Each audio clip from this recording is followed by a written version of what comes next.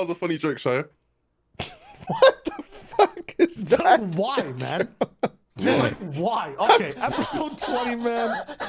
I generally want to restart because that's just destroying your ear. No. First. What did we restart, bro? Restart. No. It's live. This is live. It's live. This is It's live. over. It's live. We only get one, man, or else the computers blow up. So it is what it is. Episode 20. Clearly, the off season is treating us well. You know how it goes. So let's talk about some stuff that's happening inside competitive Fortnite. First up, the Recon Scanner and Railgun Vault. Wow, that is crazy, guys. Let me get your thoughts. Ball W. The Recon Scanner Vault. This is just insane.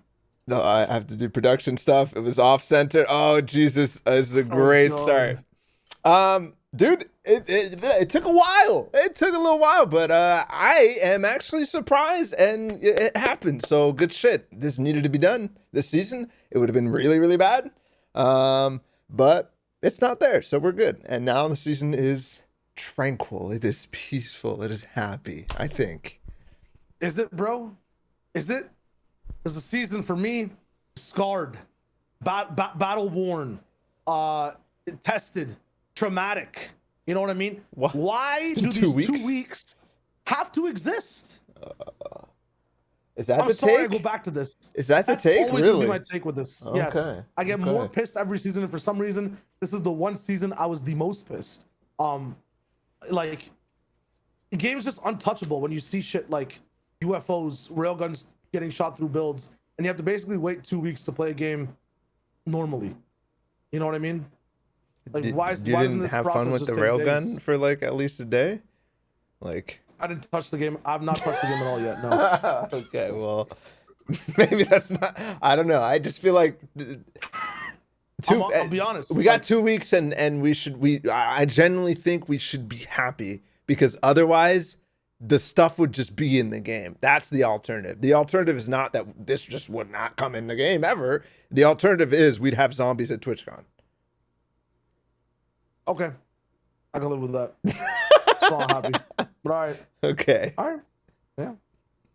Yeah. Good change. Good change. Okay, cool. Moving on. Moving on. Next up, animals got vaulted. That's kind of insane. Wow. Took us like No, be serious about this one. Be serious about this one. Come on. I want to be serious, right? But like now, if there's server lag, what are they gonna say? Like all the like, technician Terrences who are like, animals are ruining endgame, right? Like if now there is lag in endgame, what are they gonna say? That's all I want to know. Well, to be clear, the lag right now that's the worst is not even endgame. It's just first surge. Like it's third zone. Like that's the worst lag in these games at some points. Right? That's plaguing a lot of BRs now as well. That's been happening recently across multiple titles. And it wasn't really like that in the past. I know for Fortnite Arena specifically, off-spawn lag was never this bad, ever. Yeah. Right? Mm-hmm. Yeah. Off-spawn lag has not. Well, okay. I think ever since Chapter 2, people have been complaining about off-spawn lag in tournaments, but it's now in arena. Like it's not even just like tournaments. It's in fucking arena. But that's not even what I was talking about either. That's that like off spawn feels like 100 ping type of thing, but it's still 100 ping and it's still like, okay, whatever. I'm talking about like legit server hitches, like that feel like endgame lag in third zone. That has been the norm in the past couple of seasons, no? Yeah. But I don't know. It feels like it would make the most sense. Like this makes me think about just like back in PUBG days, like off spawn was the biggest issue. Is where like servers literally had a lower tick rate to try to handle a lot of the players that were in there. It's just I just still don't understand why when it wasn't a problem in the past. Yeah. I mean, that's the activities type of shit. Like I don't fucking know why there's dynamic tick rate throughout the different whatever. But yeah, I mean, everybody was hoping that they would just try to remove, like, number one, people wanted the IO guards and NPCs and animals out of the game just for their own selfish reasons, and they would attach this, like, not selfish, but, you know, competitive reasons. And they would attach ideas like, oh, these are causing crashes, or oh, these are causing performance issues, and without any real study to them, because like the only thing that they have as comparison is like, oh, the season before there was NPCs, it wasn't laggy, and then you added way more NPCs, and every time you add more NPCs, it feels like it gets laggier. But that's just like one comparison. Correlation is not causation. You know what I mean? Yeah. Right. Exactly. Now, and that's not to say that they're not a problem. I think that this should have, like, here's the weird part about it to me, right? Because this has been theorized as the issue for so long. Performance is being degraded by NPCs on the map forever, since season 2, right? The other things has been like explosives, fire, whatever, but NPCs specifically. And always there hasn't been any touches to them, and performance has really never changed that much, except for like grand finals when I don't know, they use the best servers or some shit. So why is it now instead of way before? And then the other thing is like, okay, I'm happy that they're finally actually looking at NPCs. They're actually looking at reasons for performance hitches, because this is the only thing, right? There was something else that they disabled for performance reasons. Let me look at the Fortnite status page. No, okay, that was the only thing. It kind of is showing you that whole, like, you know, you don't want to let the don't want to let the secret out, but you know when you see like Oz behind the curtain or whatever, or the dude behind the curtain, or like you see the line kind of getting unblurred between what the situation is with competitive Fortnite and Fortnite. It's like definitely something these guys were aiming for to do. Probably is the issue overall, but can't change it because it's the season's theme, and it would probably have to be taken out from well, I guess it was from comp playlists only, so maybe this line of questioning is making me ask even more questions.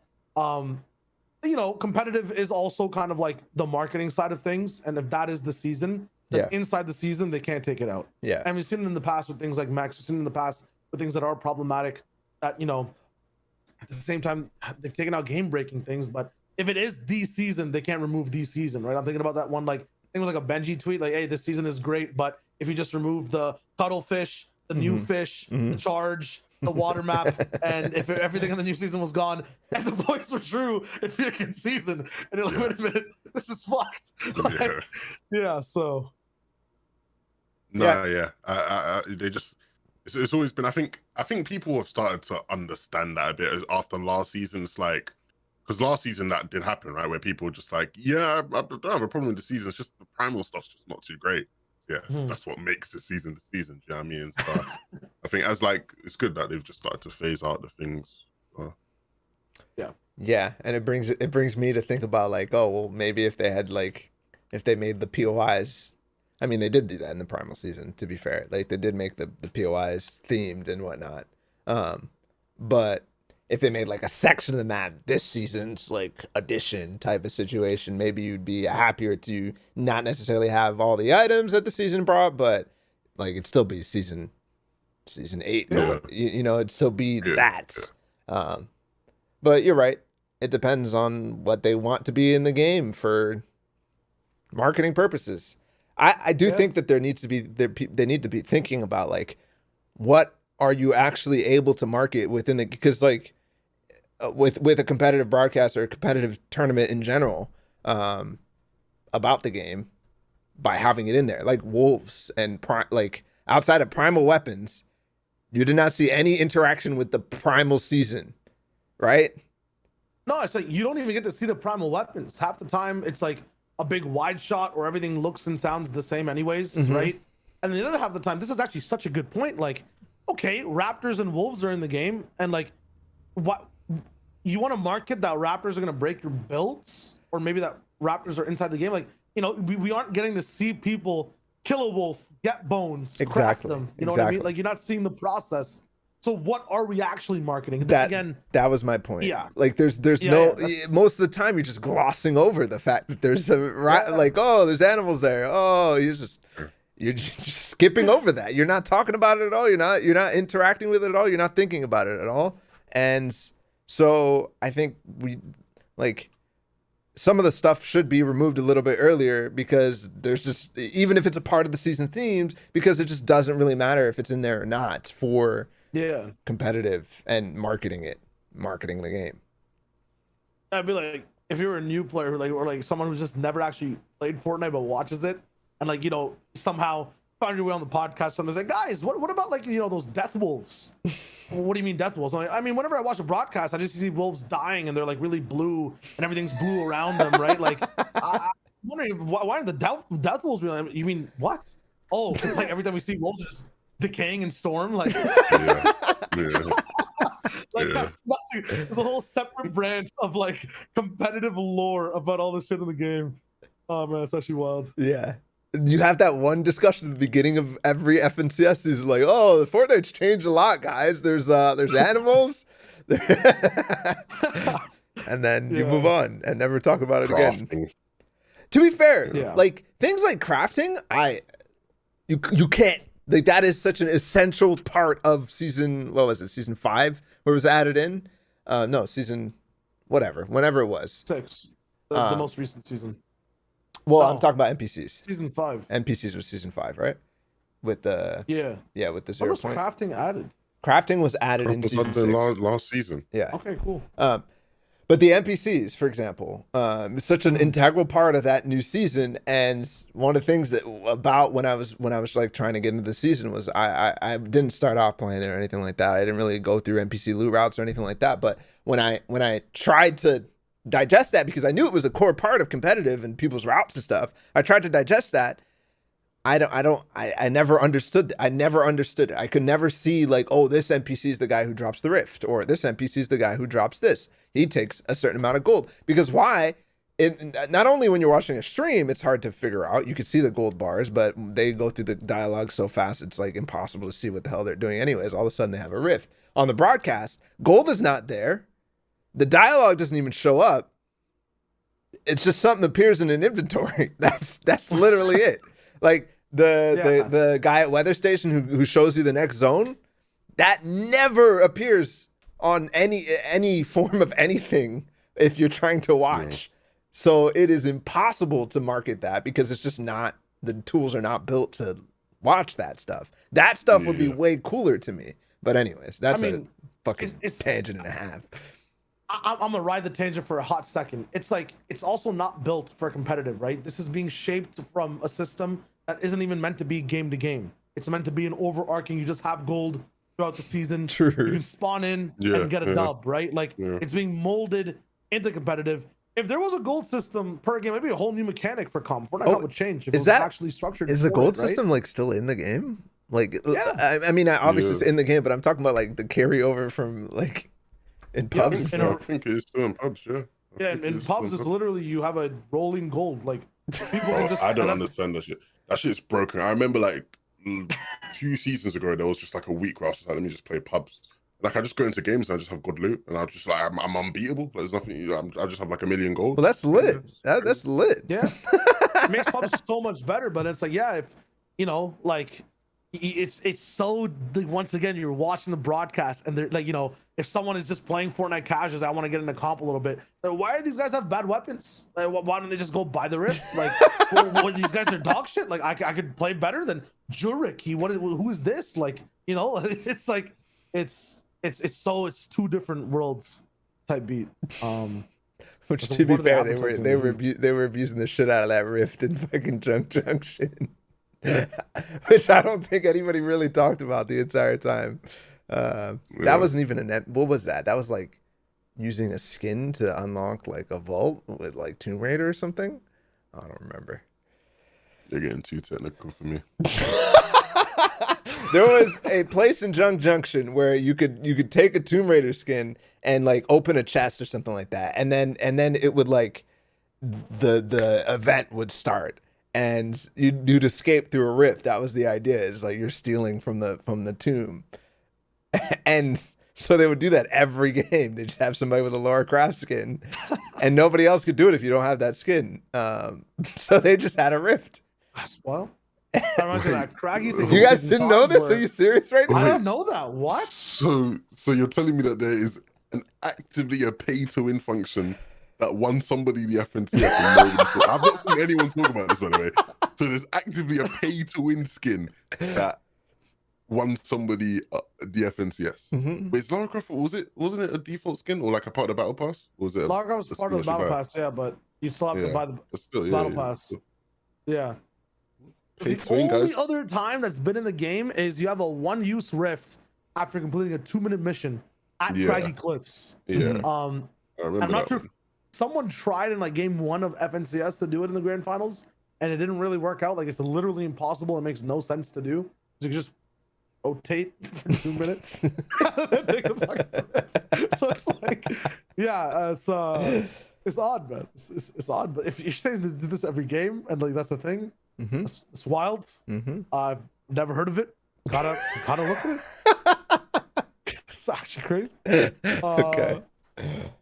All right. I think that's all the news though for the Fortnite competitive. So we just end the episode, right? I think that's it. Yeah. Thank you very much. Made it this far. Comment down your favorite animal in the world.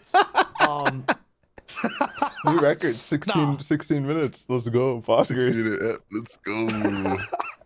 No, we're not done. We got the actual juice in the sauce, which is global power rankings, not EU, not NA only, but it might just turn out that way at the end of the day.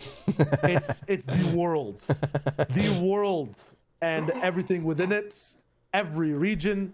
It's trios based. It's trios that played the last season together based as well. I don't know about the snake innings and the new trios. I don't really give a shit about it until it's being played in FNCS. But we're looking at things a month in the past for just the team. Okay.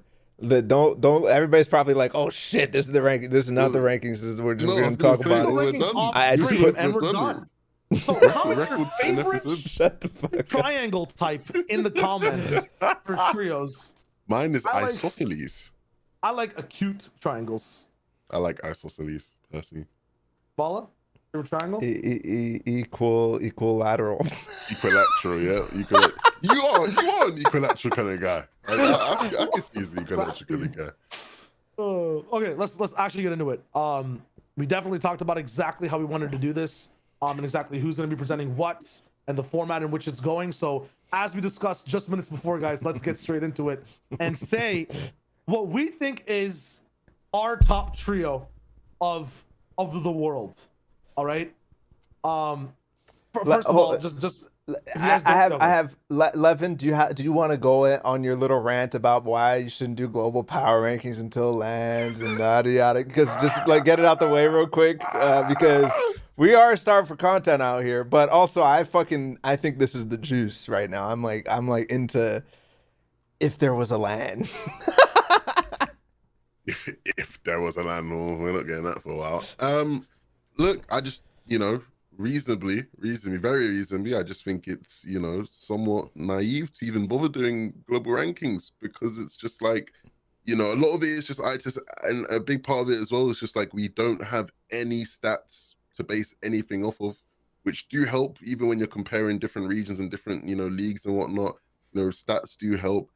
So yeah, I do struggle. Look, I'm here to give the juice. But, no, I've just always struggled with it. I always used to flame DJ every time he did his videos. At the end of every season, DJ would do his video, and I'd always flame him about it. But nah, I'm fine. How are you approaching it then? Let's dive into the mind of Levin. How are you approaching structuring a top 10? Honestly, pure eye testing it. Pure eye testing. Like, what's the context? What's the context? I thought you were gonna say honestly, pure fucking bollocks. I thought that. Just go full. Nah. Context is, I finished analyzing the EU and I was tired and I was watching Twitch on my phone and I saw this team for like 2 minutes on the broadcast. Nah, genuinely just pure eye test, just from what I've seen. Who's more impressive? What small things I see from what teams that make me think, oh yeah, they, understand the game better or whatever it is. Yeah. Mm-hmm. And you can sort of look at results and look at consistency and things of that nature and sort of use that. So, that's where I'm at. You're not putting that big I'm forehead to approaching it use, a bro. little Like bit. you gotta put that big forehead to use. Like look Bro. at a little different layers. Like what happens if fucking like That this right guy there was in is the a lobby violation, and stuff. personally. I don't think he's talking to me. I think I don't know. It's not I'm what he's talking to you. talking to I'm me, talking bro. to you. I don't, Just fucking eye test. Yeah, I'm just eye test. just eye test. Well, okay.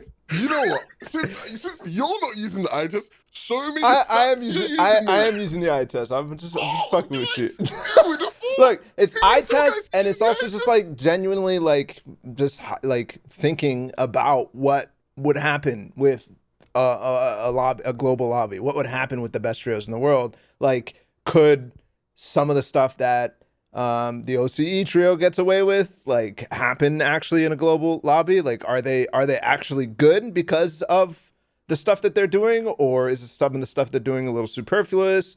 Like, is Surge for them like difficult, or would they actually be able to adapt to a lobby that is very, very difficult where everybody is top tier Surge players? Like all these different questions are rolling in my mind, and I'm like, okay, well, Miro is one of the best fraggers for sure, solo player, but they still have that problem that I've always talked about. Would that actually get punished in EU, for example? Actually, I compare pretty much everything to EU because in my mind, EU is clearly the best region.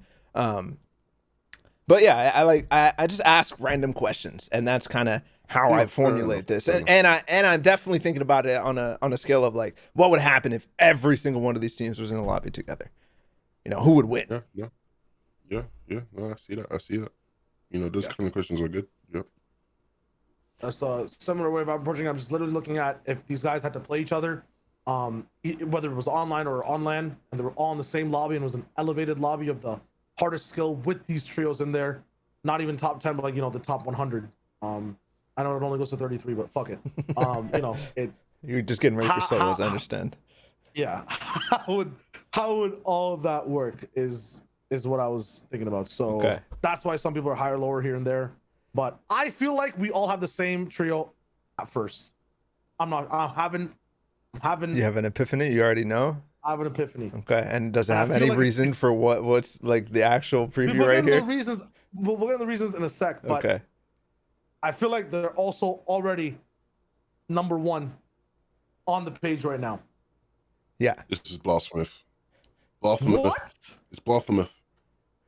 If you don't I have Mongrel, Mitro, and Milan. All right. Hen Janice Chappies are the best trio in the world. Easily. There will be a little debate, but mostly because we're just all circle jerking and all coming up with the same reasons and trying to find a good idea here. Hen Janice and Chappies are the best trio in the world. And I still kind of am like baffled by that, but they're just so bombastically cocky about the fact that they're just so good. And they don't care about like feelings and da. They just all work their asses off and each have some impeccable talent to bring to a trio, and they perform season after season since they formed. Like, it's only the last two seasons, but full contested, by the way, by a good team this season. and they got top it's not even the placement that is like impressive to me, because 8th place like is whatever, but it's the way that they got to 8th place. Like, full contested, they're getting griefed in some of these games. They're fucking rebooting in zone in some of the games, and they're still like coming out and winning the like that doesn't happen. That takes some special, and you obviously see what happens when they're not in that situation like that. They just dominate. Yeah. So no, I agree. I think you look at every single one of them just as individuals as well. It's just ridiculous, how each of them have the ability to be the best player in the world on any given day. And I think that definitely helps them. I think when you look comparatively against, what are their strengths and weaknesses, I still just don't have a good understanding of what their weaknesses are.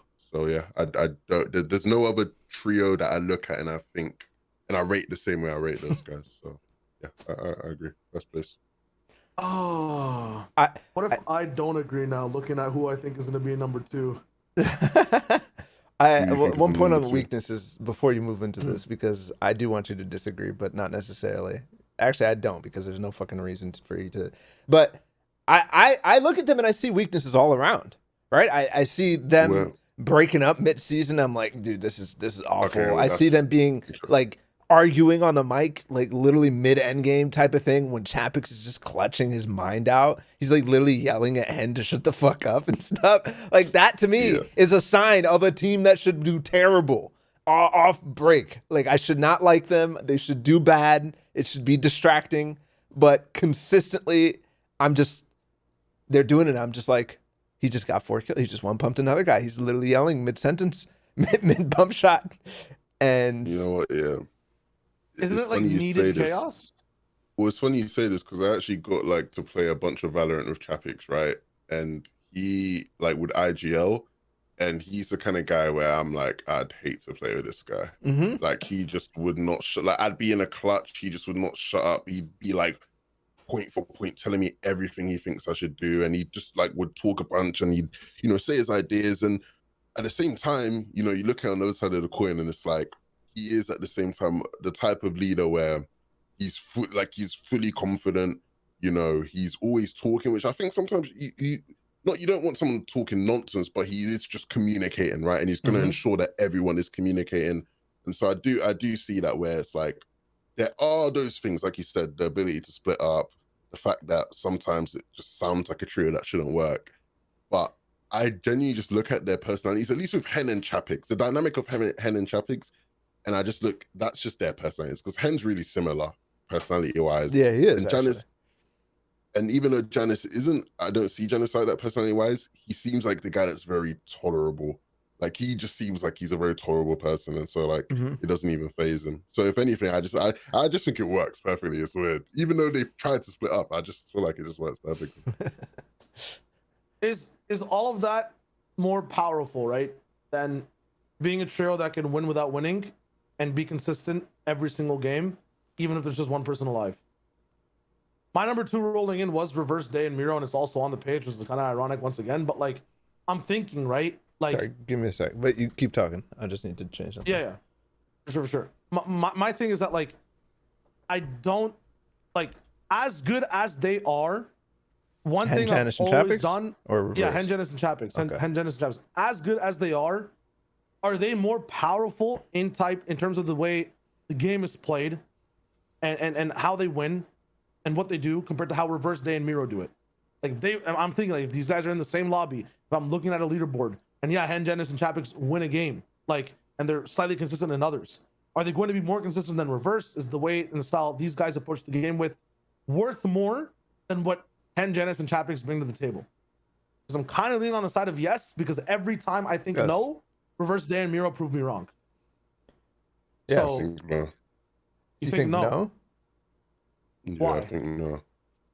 Because I think Hen, Janice, and Chapix, it's very easy to be fooled by, I hate using this term, but it's like their star power and how good they all are ability-wise. But I think when you actually study the way they play, like, they're just as good tactically as anybody else in the world, if not better. I get that. Well, I get that. So that's a yes. No, but then even like the start, but then I still think they match in terms of, well, not match, because I think Mira and Day are just fraggers like no other, but it's like, I don't see that as being like such a limiting factor. Like Hen, people, do you know what I mean? Like Hen is considered by a lot of people best player in the world, and many times happens, you know, in terms of their star power, their ability. Like I just don't think, I do agree. Reverse Day and Mira, like, would I put them at number 2? Maybe not, maybe number. We'll get to that, but it's like, nah, I don't think they are. There should be any question about number 1. They like Reverse Day and Miro get first and beat people and defy expectations of exactly what you're talking about. Like the best players who have the strats that are set up to win, who are at the top, and they literally are just non-ironically and I think it is, like, no pun intended, under them 24/7, just being better in game in simpler ways.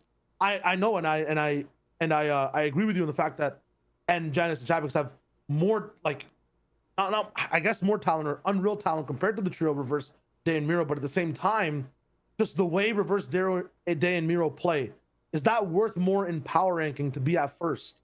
Because it seems like no matter how talented the team is, no matter who you have against them, they end up staying in guaranteed top 3 and most of the time winning. So is their style, regardless of how talented the first person is or the setup person is to win, worth more in power? That's the question. That's what's making me say, maybe for the first time in my life, I don't want to put Reverse at 2 or 3. That because of this narrative and style, they should be first. Nah.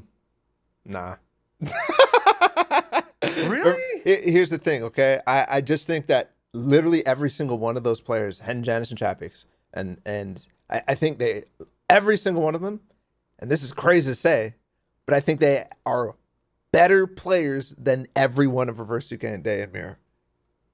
I agree.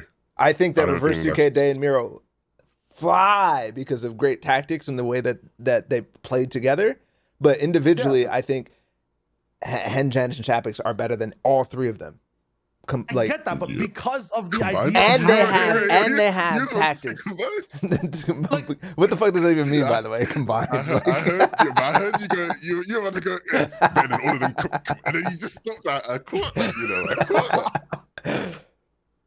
I'm just saying, like once that team though is on the court, like, is it fine to put them like all right second or below? We could talk. I mean, I think that Reverse 2K, Day, and Miro should be below, specifically because I don't think that I don't think any of the fucking EU teams would respect the shit out, would respect them enough to give them something useful off spawn and to not Are they demons fight off them. spawn? They are demons off spawn, but I genuinely think that and maybe this is like me manifesting this idea in the first place, but I still think that they're disrespected.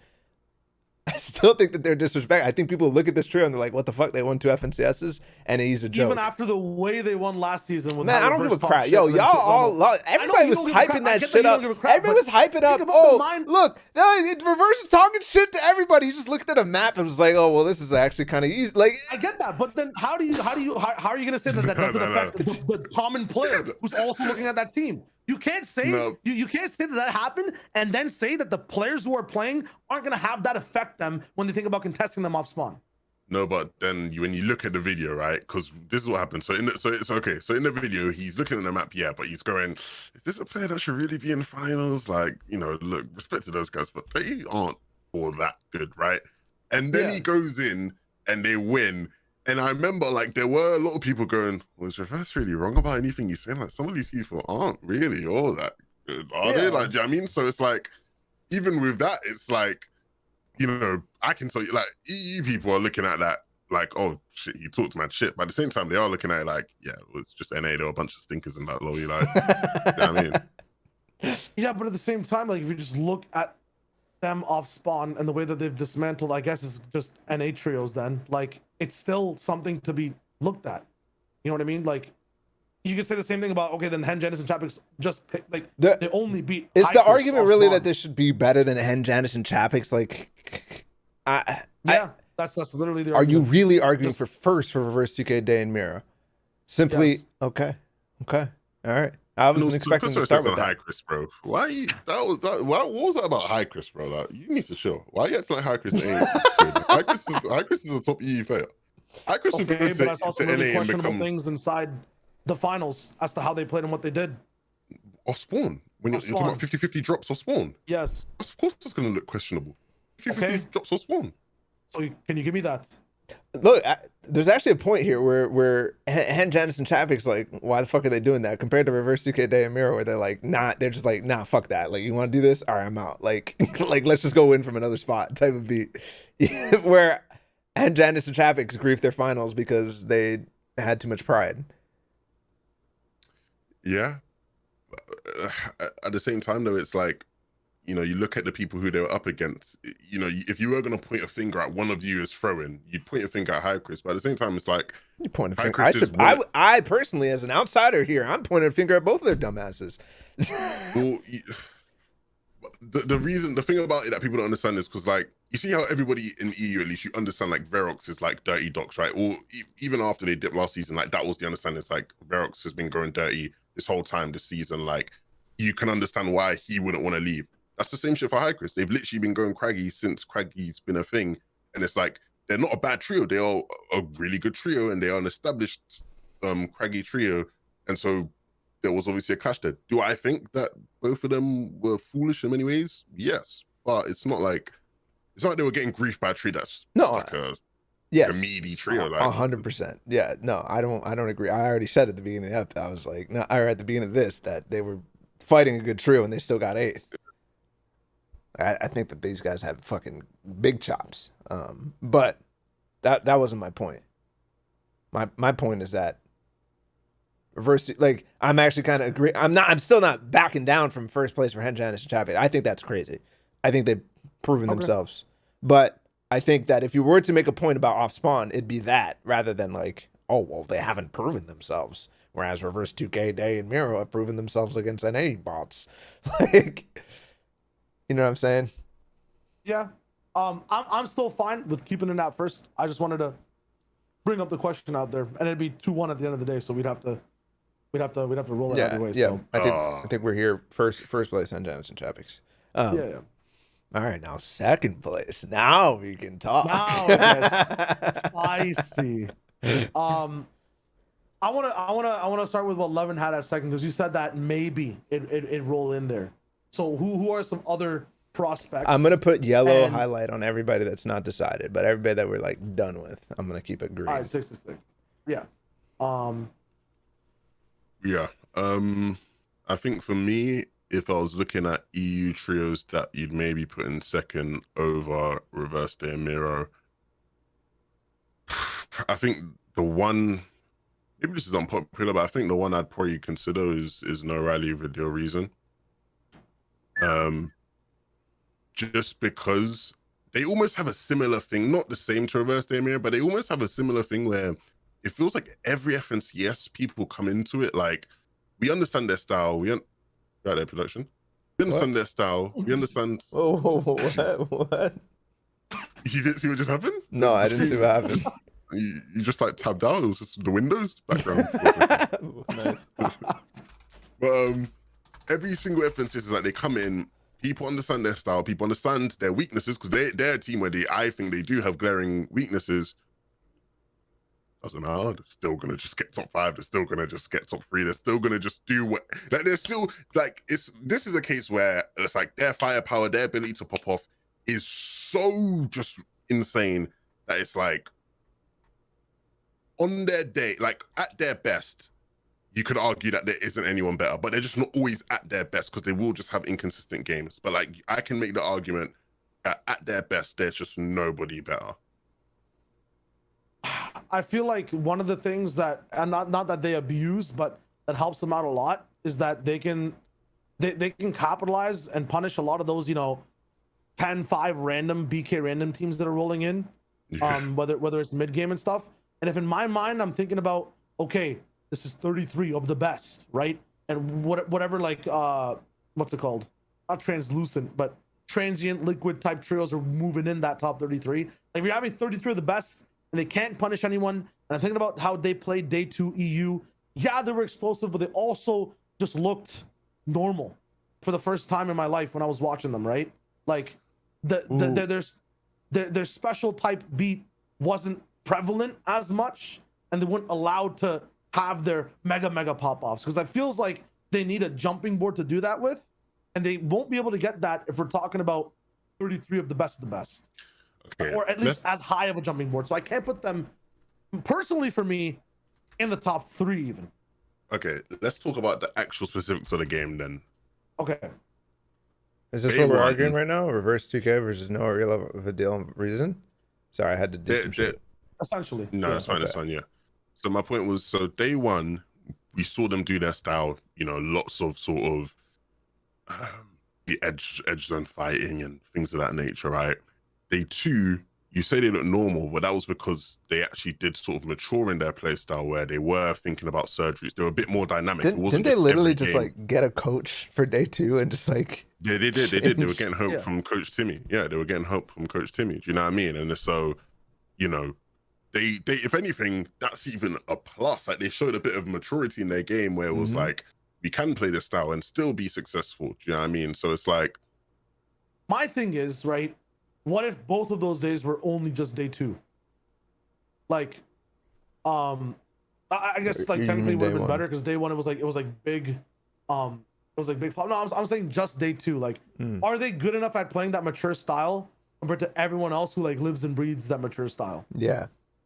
And what are they going to do in a situation where, you know, okay, they have a coach, but the coach has helped them before the game starts, and the coach is not calling. Like, it's just these 3. It's not Noah Riley, Vidil, Reason, and Timmy playing the game. Like, he's given them all the tips before, because I'm not sure if they got live coached or they had help in their paths before. I think it was before. It was before? Okay, then that makes it a little bit easier for me to answer in general. But like, how do they look only playing the mature style? But they were better on day 2 than they were day 1, which is why I'm saying like it like, if anything, like it gave me more sort of, you know, belief in it. Like, I wouldn't have been arguing this if it was just like it's just what I saw from them day 2, even though it was still a bit inconsistent. Like, they did sort of rely on their pop-off games they have. What I saw from them day 2 just sort of gave me hope that like there is still room for this trio to really improve and like to be even better than we think they are. They have the temperament to do that for 12 games, though. I don't think this tier trio is top 5. I can't comment. I can't. They're not even in my top 5 either. So yeah, I don't think Noah Riley, Vidil, and Reason are top 5. I'm kind of agreeing with most of your points there, Levin, but like even still, I'm not like. I think the maturity aspect of them going to find a coach or whatever, yeah, it's cool. It worked for day 2, but like that doesn't mean that that's consistent in the future, right? I think they had the one FNTASIA where they were that was lost FNTASIA second, and they crashed in the last game or whatever. I think that showed a lot. They could have been the winners to that. I think that this season specifically was the realization for a lot of teams that it's a lot more about the macro game and having insane whatever paths and game plans, because throughout, I don't know, I just felt like Noah Riley, Vidil, and Reason didn't understand the season. I mean, it was only grand finals for them, so it's kind of weird. But yeah, it's a small sample size, I feel like. Yeah, but we saw them in like extras and stuff like that too, and whatever other tournaments. And I just never was convinced that they were going to be one of the top teams. And day 1 to me showed that. Day 2 to me showed that they have something else in the tank. And last season, I think, was just them riding on the coattails of their insane, like, because they are insane. Don't get me wrong, and they deserve a spot in the top 10. But top 2 is wild to me. I have Vanas, Thomas, and Flick above them because of their consistency overall, different seasons, and how they're playing the macro game, and they're also improving. Like, I have them above because I trust them more in their macro game than anything else. Than almost, well, not any team on here, but regional stuff kind of messes it up. So my thing is that like now for some reason I'm like leaning towards Levin's side as soon as you brought up like Thomas, Nas, and Flick, because I feel like for Reason, Vidil, Noah Riley, they're a little bit more adaptable than Thomas and Nas, Flick when things start to go wrong, and they don't need that ramp up of like literally 7 games to wake up and figure out what to properly do. Like they have a certain goal in mind. They either hit that goal or they don't, and like, you know, over 6 games they will end up hitting it a certain amount of times. And they showed us, and you're right with that point of, you know, we haven't seen it consistently over a few seasons from Reason, Vidil, Noah Riley, and maybe that's one of the reasons I'm not locking this in as a top 2-3. They are rising up there now. Just thinking about like their adaptability is absolutely insane. I feel like they need a new piece in the trio to really bring that consistent level out. Really? Yes, I think they do. I love the idea of Noah Riley, Vidil, and Reason with each other, but I feel like they're so hard, they're so deep in that. We're just better fighters than anybody. Like every tactic revolves around that and whatever. But 24 hours of just training in the new tactic gave us that day 2 result, which was completely different and insane. And that was just One 24 day. hours. Imagine more time. You're expecting that the same amount of time put in is going to result in the same amount of results, I'm saying and that it's not going to regress either. Tasting this a little bit. They figured out the. I feel like I feel like their players are not. There are players that are not like that. Oh. Oh man, what is this, bro? Levin's camera just goes battery exhausted. Middle of our argument. I'm fucking done with this shit. You guys. Oh my god. I think there is a little bit of merit, but so are you moving them up, or are you pushing them all the way to second? I'm not pushing them to second. I'm just moving them up on my personal list right now, where they were sitting at around 7th to 9th. I think there's arguments for them being inside the top 5. Yeah, I'm not putting them just above projected theory. Scented Commandment and Edgy either. Is he gone again? Jesus. No, Hey, no, production! I'm back. Fix your shit, production. what I will say, yeah, I'm just ignoring you because you're a little bitch. What I will say is that they have a quality that I think we can all agree. Okay, not that nobody in this list has it, but they have it better than everyone. They have the ability to stay in tournaments way better than everyone else, in the sense that these guys can be 20th after day 1, and you can still predict them to finish top 5, and it's reasonable. And like, you can't have that with a lot of these other trios. Outside of Henjans and Chapix, yeah, probably. Yeah, like, and I think, and like, it's so, to me, it's so extreme, like that. I didn't even see their whole pop-off thing. I don't see that changing on an international stage. It's like, who else you add into this lobby that just now makes it so much harder that they can't have their 17 of them games anymore? Like, they're still gonna do that. Like, that's just okay. That's why for me it's just like I want to put them here in the top 3 somewhere. Like I said, I'm not definitively putting them over Reverse Day Miro. I just think like they would be the one where I'm like, maybe, but the who else we're adding? I mean, actually, you're right. If it's an international competition, there would be, you know, the secondary region type OCE, Asia, Middle Eastern trios rolling in that probably aren't going to have power POIs. It'll probably be set up somewhere in the middle of the map, and then reason Vidun O'Reilly can still eat. So, because it's like for some of these, so for example, like the one thing that will happen when we have this conversation is like with the NA trios, and even with like the one OC trio we have here, like when you're like comparing them in terms of like we thinking have more than one, okay? on the lobby.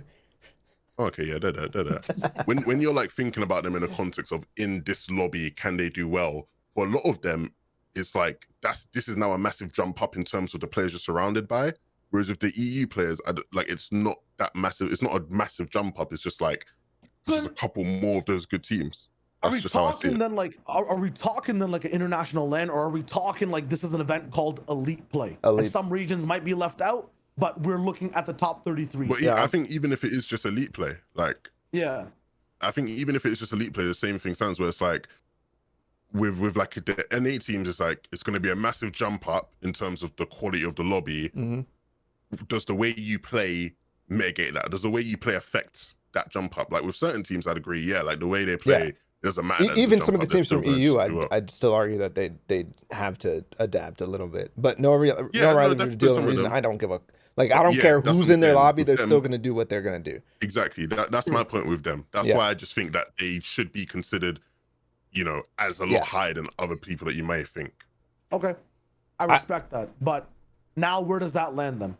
Do you still think that they deserve to, with people like Savage and Dreader Refsguard in the mix, like Thomas HD and Nas Flick? I guess I'm just reading off the screen. Like, do you think that they're still above now, knowing the facts from, you know, our size as well?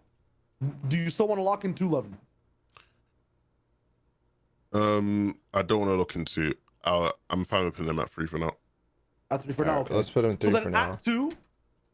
At 2 is Reverse Day and Miro unanimously just living inside the spot. This still feels wrong for me. This still feels wrong for me, but I just like. Like if May and Zero have to deal with like, you know, Savage and Scented at the same time playing low, maybe Rex is there, like you know, Dero, dude, I can't see these guys' names. Like Day and Miro, like they're not gonna be rolling in and have some BK random in front of their box. It's not gonna be like saying BK random. I don't know why, but but just to clarify, it is Burger King random. Is that what is BK yeah, random? so like, it what is started like Burger King random, but then it's also just like bad kid random, like any BK you can. What? But Burger King random also made in my mind it's like it evolved. It's or devolved into whatever bad comes kid to your random. mind first. Okay, got it. Yeah. It just rolls BK off the tongue. random and Hey, type BK B. random or something. Yeah. Okay. Come on, Yeah, man. those are your isms. We could have another cam of you and just have you say that stuff, mute, and then go to this cam and you say that. Does it not You know feel what, wrong yeah. for you guys, or am I tripping here? I don't think I there don't should know, be man. any NA teams in the top 4. Okay, fuck that. That's these. Oh, why What? not? Why not though? What? Reverse 2K Day and Miro won twice, and they didn't NA. look I know they didn't look stoppable in both of the times they won. Like they just NA. rolled to the fucking Nah, top. they did look stoppable. They were in a tight race with Oh, in Duke, season 4, yeah. Marvin and them. Oh yeah, they were. No, last season. So like they were in tight races. Let's you know. Is it time to wake up? Stop. But that's not me discrediting them because you look at Hen Jonathan Traffic's death and see They fucking won because of they won it because somebody the like yeah, like they won it because someone like You're that. talking Really, about- like Reason No, to but- O'Reilly, the guys who can make it every time towards the end, except for the last game, and it's not even their fault. It's Yeah. these cats. yeah, it's pain. Yeah. Yeah. No, but Go ahead. What you're gonna say, because I know it's gonna be fucking. You thought something really like harsh towards NA there. I know you just thought it. Say it. They're like, guys, like, any team even need to be in the top 10? Like,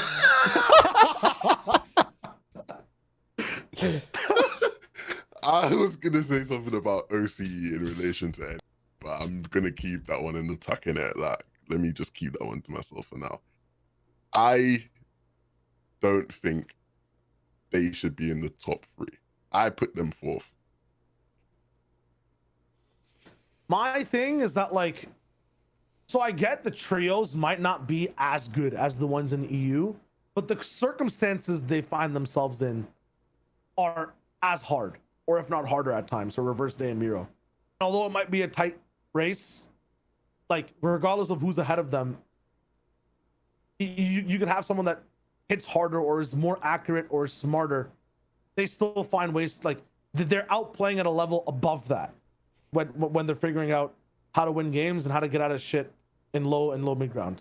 Like, it's I feel like maybe you don't have Miro clutching, like, you know, some insane amount of like solo placement The and elims, thing but for me with Reverse Day Mirror is that like their early and mid stuff really does impress me. Endgame doesn't impress me.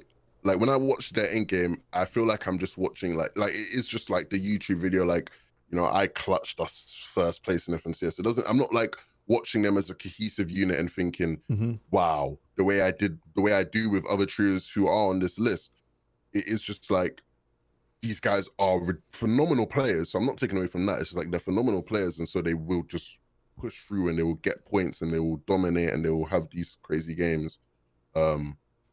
And so that's where like I do sort of, I'm struggling to compare them, because like even like how do I weigh that up is what I'm struggling with right now. Okay, here's a elbow take time. Reverse 2K Day and Miro brought the EU style of fighting in mid game to put yourself in a great position towards the end game for Surge and everything else. They brought that to NA, and they did it pretty good. I wouldn't say they did it better than fucking like 4ZR or some of the French guy, Andalex, or some of the other teams. You add Tayson's teams in there as well. I don't think that they brought that level.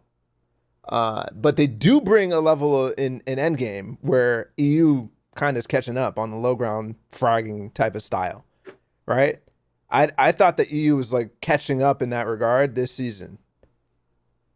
they were learning how to be crazy low ground fraggers. You know, Clement, DeCiptos, and them, like a lot of different teams, like relying on that style to be consistent to get placement and so on and so forth. Yes, obviously there was teams who were down there, but the way that Reverse 2K Day and Miro play it is unique. It's still unique to this day, where they're just going to dive a box and get a kill because they have two of the best controller players, and they have the two best controller players in the world.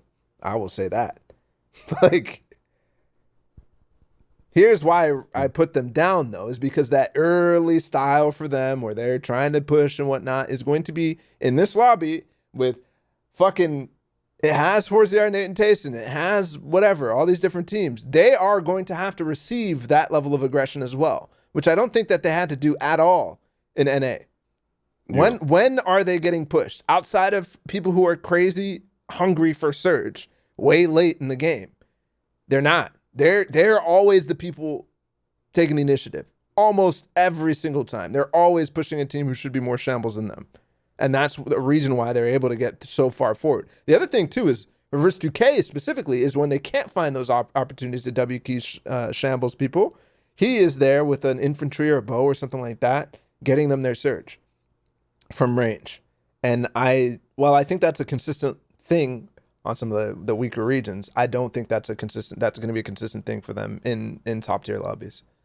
Well, that's the reason why in EU there was always a debate of can double controller work? Because when you need to get Surge and shit's getting rough, can you trust your two controller players to get Surge? And obviously, I think a lot of people saw Day and Miro win FNTASIA again and were like, oh, clearly it's not an issue. But that, in the context of this lobby, like, that would be an issue. It's like, you know, if you're going for Surge tags, like, yeah, so. And that's why I would put them third instead of second. I think that their peak is actually third in a type of lobby like that. And I don't think they can get higher, but I think they'd move within third to fifth. And they would get that. That's why they deserve to be up there. Because other teams up here, like Noah Riley, Vidal, and Reason, I think they have a massive range of where they'd end. They could end fucking first. They could end fucking 15th. True. Reverse 2K Day and Miro will be top 5 in this tournament. I can see that. I can agree with that. So based on what I'm hearing, so you'd push No Riley Reason the deal down, and who are you putting in second? Thomas HD and Austin Flick. Interesting. This is what I'd have. Interesting. And I'd argue about, well, I wouldn't argue about this. This would be 100%. Thoughts? Okay. Where am I at with Thomas and Austin Flick right now? It's a weird one because I think you look at what these guys have been able to do over the past couple of seasons, and it is incredible. It is incredible in terms of how consistent they're able to be when it matters the most. You know, although they do seem to go quiet, like during the season, you know, when it matters in finals, they will show up. And Day 1 was definitely disappointing for them of the recent finals. Day 1 was really disappointing. Like, I expected them to come out of the gate firing, but they did sort of recover in Day 2. And they showed us what we typically see of them. But it's like, for me, I've not seen anything from them this season that was like, oh, they've evolved, or oh, they've improved here and here. Do you know what I mean? That, like, that is still sort of like worrying me. Do you know what I mean? Like, it doesn't. We didn't see much from them this season compared to like another team that auto quad, like Noah Riley, Vidal, and Reason. Yeah. Or even Hen Janice and Chapix, for example. It's not like they were popping off in every cash cup or anything like that. They honestly didn't have many eyes on them this season because of that. But they still got fourth, and this is what they get. Third, second, fourth? Fourth. Yeah. Fucking, that's insane. That is absolutely insane. When you put it like that. That is absurd. Like, that is better average placement than anybody else except maybe Scented Edgy Commandment on this list. Scented Commandment and Edgy are what? Second, third? I don't know. I got to look it up, but. Aren't like Arkham, Rex, and Epic Will first? Okay. First and second. Oh, Farmers League on, region, guys. man. Like, come on, guys. To be fair, Farmers one of the League. reasons why I really like Thomas HD and Austin Flick is because number one, they've been together for 3 seasons, and Yeah. when I watch Arkham Rex and Epic Whale, I feel like they feel ahead of the meta. For some reason, they feel ahead of the meta every single time I watch them. I'm like, oh, well, that's a new strat. This is a new strat. I've never seen that before. And for Thomas HD and Austin Flick, I don't watch them enough, or I don't watch them as much, but when I do watch them, I get the same kind of vibe where I'm like, oh, this is actually kind of like new. It's not like, oh, they've improved because of this or anything like that. I just feel like they are thinking at a level that a lot of different teams aren't because of their longevity together and the way that they play. Maybe I'm mistaken on that, but that's just to me.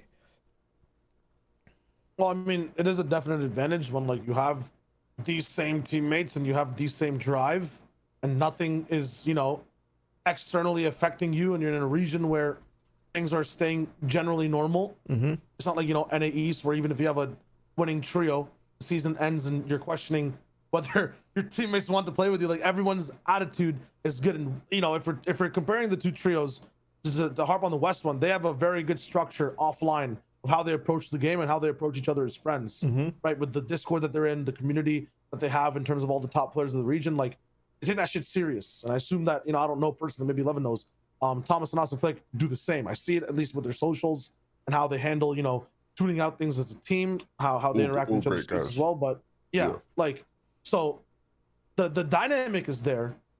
You mentioned the placements, that's there too. My question is, what are their weaknesses rolling in? Once again, for me, it's like the same thing. If we're looking at a lobby where a surge is a big thing. I've seen some points where these guys are suffering mid game, and they don't have surge properly. That was their problem. That was their problem a lot of day one, where a lot of day one there were quite a few sort of southeast zones. I feel like it's very easy in finals to sort of have the attitude, especially when you get the right zones where it's like you're not gonna get too aggressive. If you can just sort of get your loot route and you can farm up to max mats and you're sort of rotating in. Like, I can definitely see a world where it did feel like they weren't getting aggressive enough for surge day one, and that was affecting them. And they did sort of correct that day two. And I feel like a part of that might just be like haven't been in a final setting for a while. You could tee up a lot of things. Okay. I haven't actually asked them about it. So that specifically has been talking about my ass. But I actually I'm actually sort of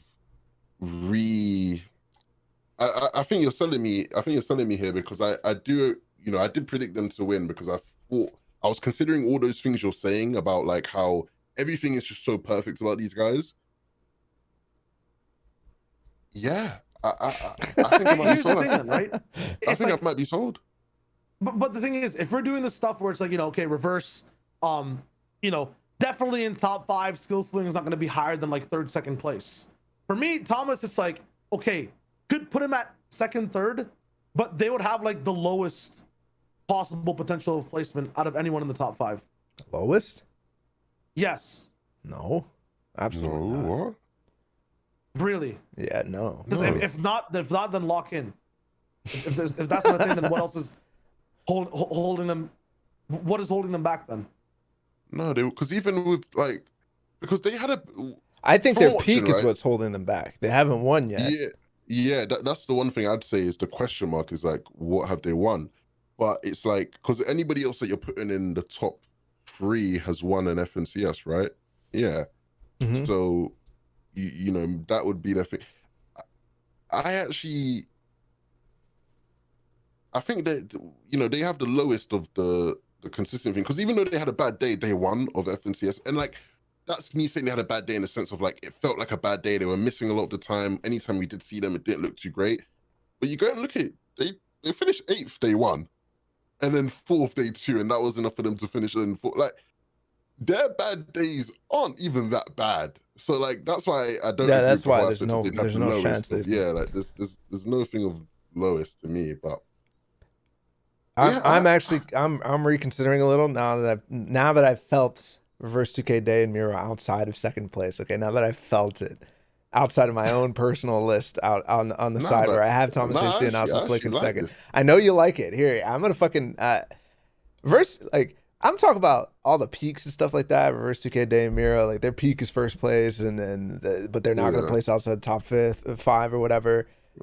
Okay. First, fourth. They actually plays better than Thomas and Austin Flick average, and they won. You know, so what the fuck am I talking about with this?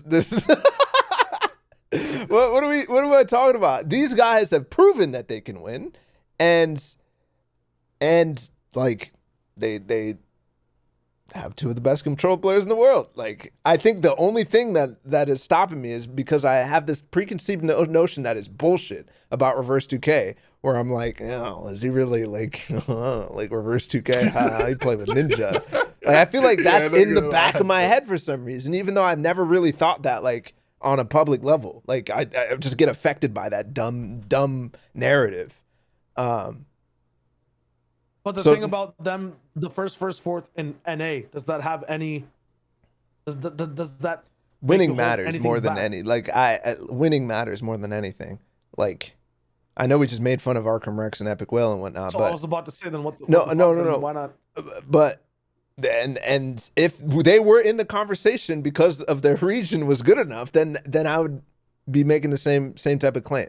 Right, but they're just not, and there's reasons for that because it's very obvious that their region is so far behind NA and EU. Yeah, like so far. How far is NA behind EU? Is the question. Not that far. Come on. No, at the highest level, not that far. At the highest level, not that far. At the highest level, a lot of the NA teams would be much better than some of the established EU teams. Mm-hmm.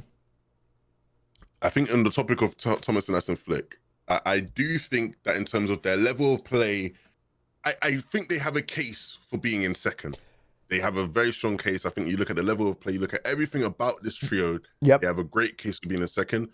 But I think you're right there where they've not had that FNCS win yet. They've not had that statement performance that we can look at and be like, yeah, these guys are winners. Like, you can think about it this way. Do they deserve second? In a power rankings of global, like, do they deserve it based on results? Not really. No. Not really. All right, I'm moving them down. I'm happy now. I felt bad before, but I'm happy now. Think about it this way, too. Last season, not this season that just happened. Last season, Reverse 2K Day and Miro got fourth. They lost to Slacks, Acorn, and Jack, who had a life tournament. Like, a life tournament. And they play similar styles. Think about what happens if Slacks, Acorn, and Jack play like they did in this FNCS, which seems to be more and more likely. Reverse 2K Day and Miro might win another FNCS. They might go 3 times in NA East. Like, that is a very real possibility. If you think about how season 5 potentially could have gone, it didn't happen. So that's why they aren't first. Because if they did do that, they would have been first. I was just gonna say on the topic of like the almost happenings, right? The next trio that I think is in order for us to talk about, Centered Edgy Commandment. Mm-hmm. In terms of the conversation of almost happenings, it's so silly. The problem is, which is, it might contradict everything I've said for all of today. Outside of Hen, Janice, and Chapix, when watching a trio, this is the trio that's impressed me the most of anyone I've watched outside of the first place team. Like, just when like studying, VOD review, and that kind of thing. Like, they're the team that I've probably learned the most from, enjoyed watching the most. And so it's like, where do you put them is a difficult one for me. Because I think at the international stage against all the best teams in the world, I think they're a team people look to learn to how in terms of like, how could we do well if we're in a lobby of all the best played people in the world? You know what I mean? Like, their level of play is almost unmatched. Yep. I agree with that. I feel like this team. I recommend that you watch the shit out of Arkham Rex and Epic Whale then, Levin, because I think you'll have the same level of like, wow. Like, I really do think so, even though they're in NAOS, because I'm like, dude, like and it makes sense because Scented and Edgy and Arkham Rex and Epic Whale, like, this is like, they go together, man. They go together. A lot of the new people might be like, what the fuck are you talking about? But Scented and Edgy were West before, and they used to play on a squad with Rex and Epic Whale. Like, there's a reason why these guys are like that. There's a reason why it feels like they're ahead of the meta. These guys got second. Now, that on paper sounds fucking insane. Like, what the hell? Like, there shouldn't be any conversations at all. Like, they should be in the top 3. But to me, I'm like, bro, what is going on, guys? Like, how aren't you closing this out? Just wrap up the bag, man. Why did you? Come on, man. You couldn't beat Reverse 2K Day and Miro like one time? Like, you lost twice to them? You lost twice to them? Yeah. That doesn't look good, does it? This is the typical, you know, like the shit questions you get in like sports media, like when the post-game interviews. It's like, oh, Scented, did you guys lose today, or was it just that they reverse mirror won? That's the question I'd have for them. Do you know what I mean? Like, in those instances, is it that they lost, or was it just the other guys won? You know what I mean when I say that. Yeah, I do, but they'd probably say Fortnite beat us. yeah, they probably would. They'd probably be like, oh, this motherfucker Saf griefed me in Endgame one time. And it probably wouldn't even be false, you know? So, like, that question, it just falls out the window. All right. Before we start, like, they cannot be ahead of Reverse 2K Day and Miro. They just can, in my mind. No, they can't. They can't. Agreed. Just based on, if you're just basing it purely on results, they can't. In terms of even like just you look at the narrative, the results, they can't. I agree with that. They can't. Okay. Now, are they ahead of Thomas HD and Austin Flick? I would say no. No. Okay. I would say they have power and possibly more power than Thomas and Austin Flick in certain aspects of their game, but in the complete picture, I don't know why that's even strength, slashed right there. I don't know why. Like, to be, I just. It's just because we were bumping it down. Okay. We're making our changing the seats. I mean, we're making our cases for each people. All right, sorry, cut you off, Sha. No, I was just saying, like, there's certain parts of Scented Edgy Commandments game that are stronger than Thomas and Austin Flick's. For me, it's like, you know, in terms of survival, making it in places and clutch potential. And this sounds kind of weird because Thomas and Austin Flick have insane types of clutch strength potential. Scented Edgy Commandment are better for me in that aspect, but dynamically overall, like approaching the game off spawn and mid game, I feel like Thomas and Austin Flick do it better than Scented Edgy and Commandment. And handling what should be the trickiest part for any trio, which is kind of like what happens in half and half. I feel like Thomas and Austin Flick from like 4 to the 6 zone find themselves in better positions to win the game than Scented Edgy and Commandment, like consistently. Yes. And even if Scented Edgy and Commandment play a better game from the 6th to the 9th zone, the fact that Thomas and Austin Flick are just better at getting a better game earlier makes them a stronger trio. Just from I'm just from like a gameplay perspective. Yeah, no, I totally like. I didn't think about it until now, but every single time I tune in and I'm looking for Scented Edgy Commandment in 5th zone, I'm always like, well, that's a dog shit spot. Every time. And why they're fun to watch is because it's like, wow, how the fuck is Commandment alive? I swear to God, these guys were done. Somehow they turned dog shit into success. Now, imagine they started at like, you know. It's hyperbole, but yeah, exactly. You tune into them like randomly, and you're like checking on their position in 5th zone. But you look at all the times that for them to get to that position, you're like, oh, okay, now this makes kind of more sense, and everything feels a little bit more. But no, you're right. I feel like Thomas HD and Austin Flick have consistently been. I think they put themselves. I think there's a reason why you find them second, and that's because they don't necessarily put themselves in the positions to have enormous meteoric rises to the top of the leaderboard in some cases. And that feels weird to me because they're playing on NA East.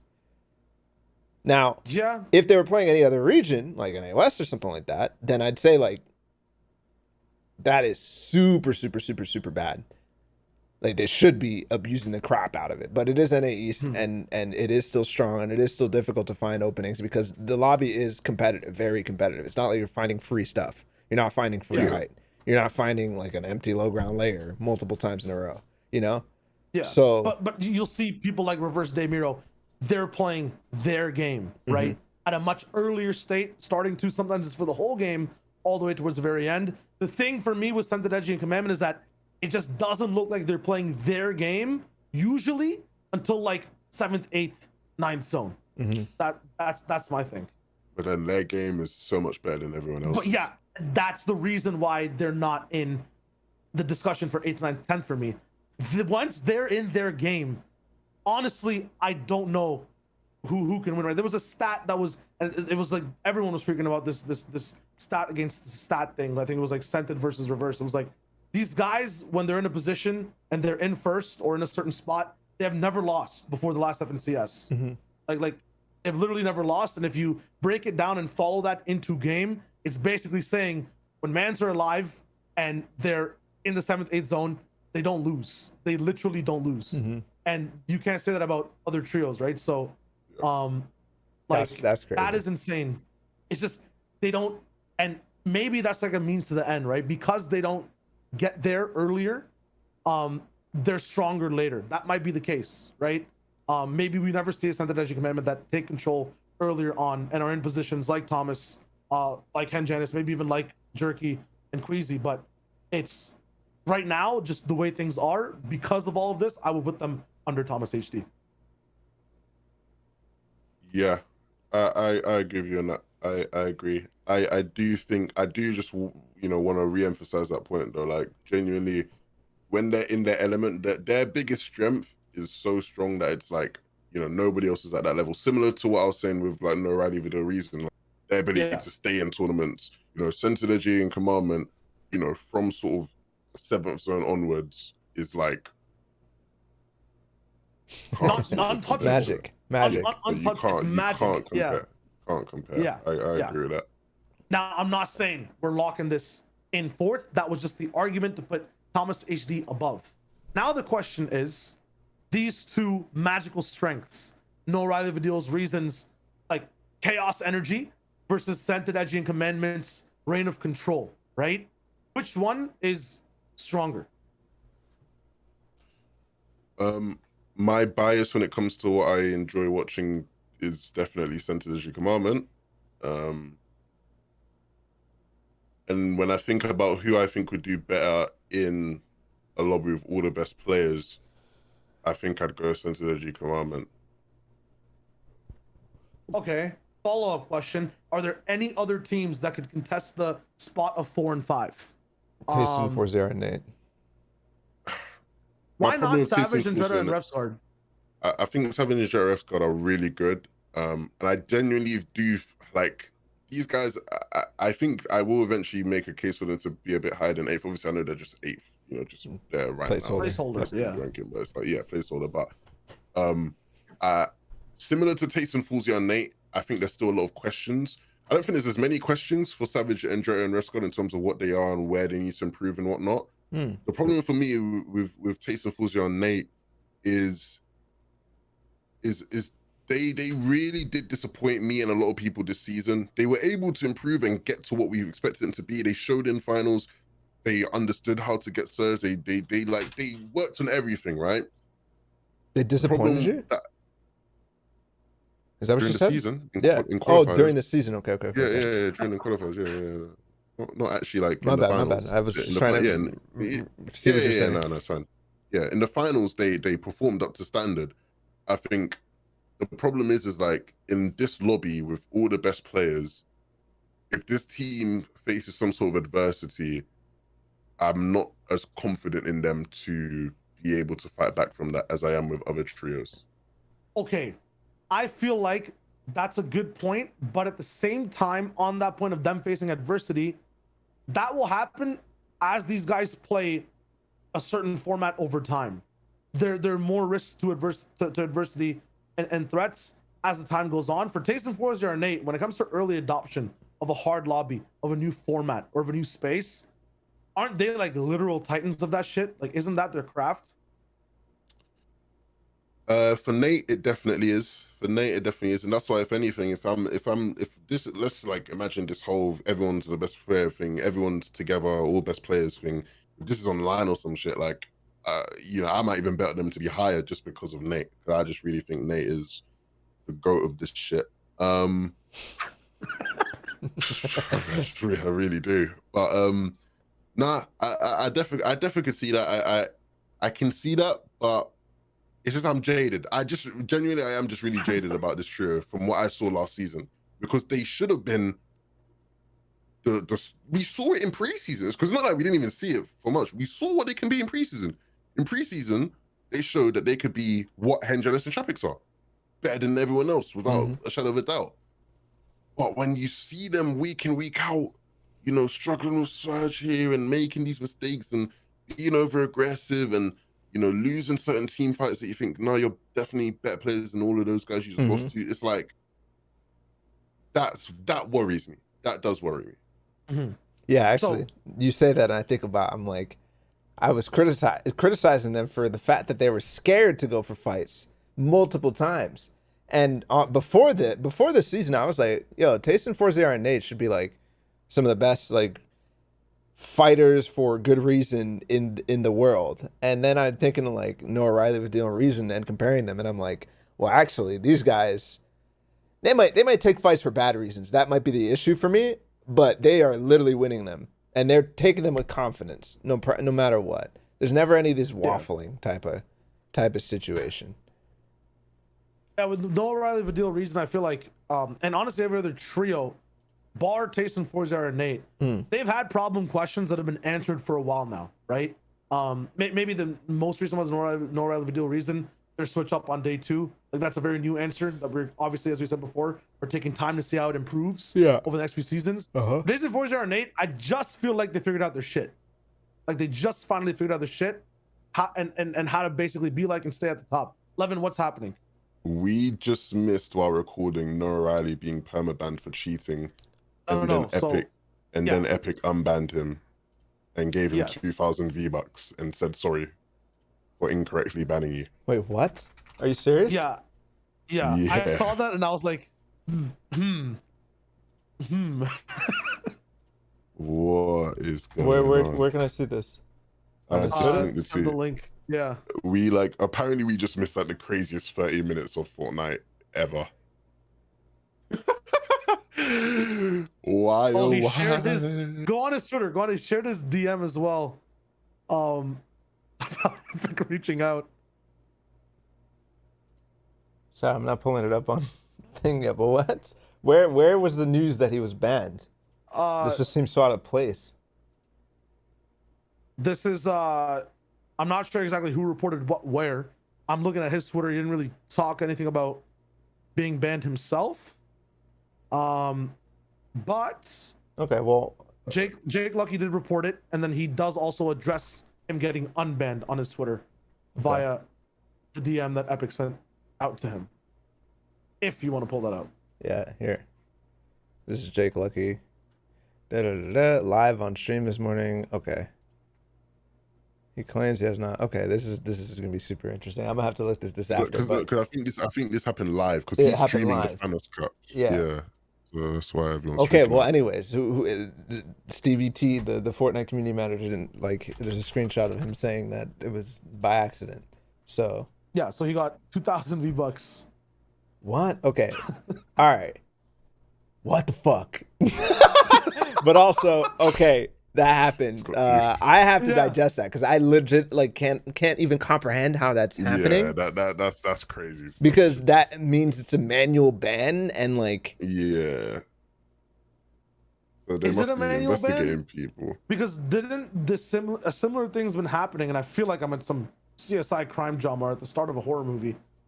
Recently, teenagers have been reported being banned randomly, and a pattern's emerging because.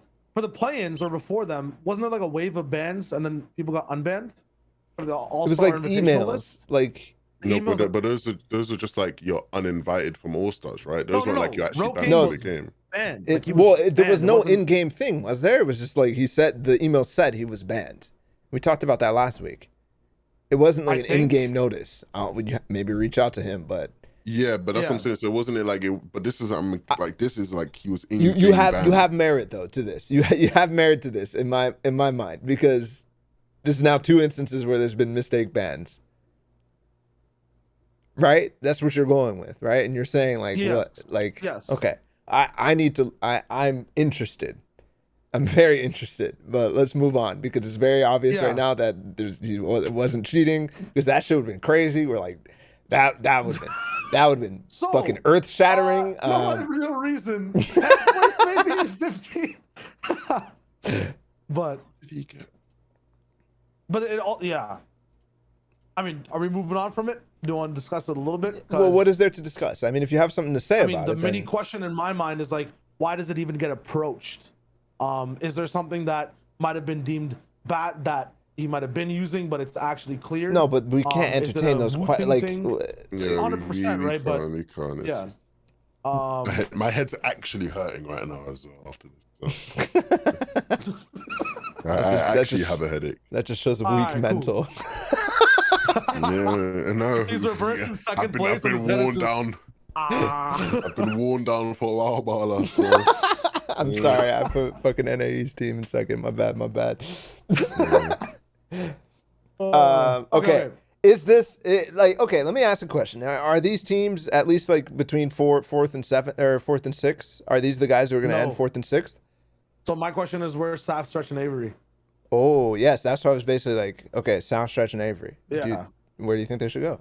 I don't have them in my top 10. They're not in your top 10? No, but they were around 6 for me. Would be moved to either 7th or 5th after all the changes that we're discussing at the top as well.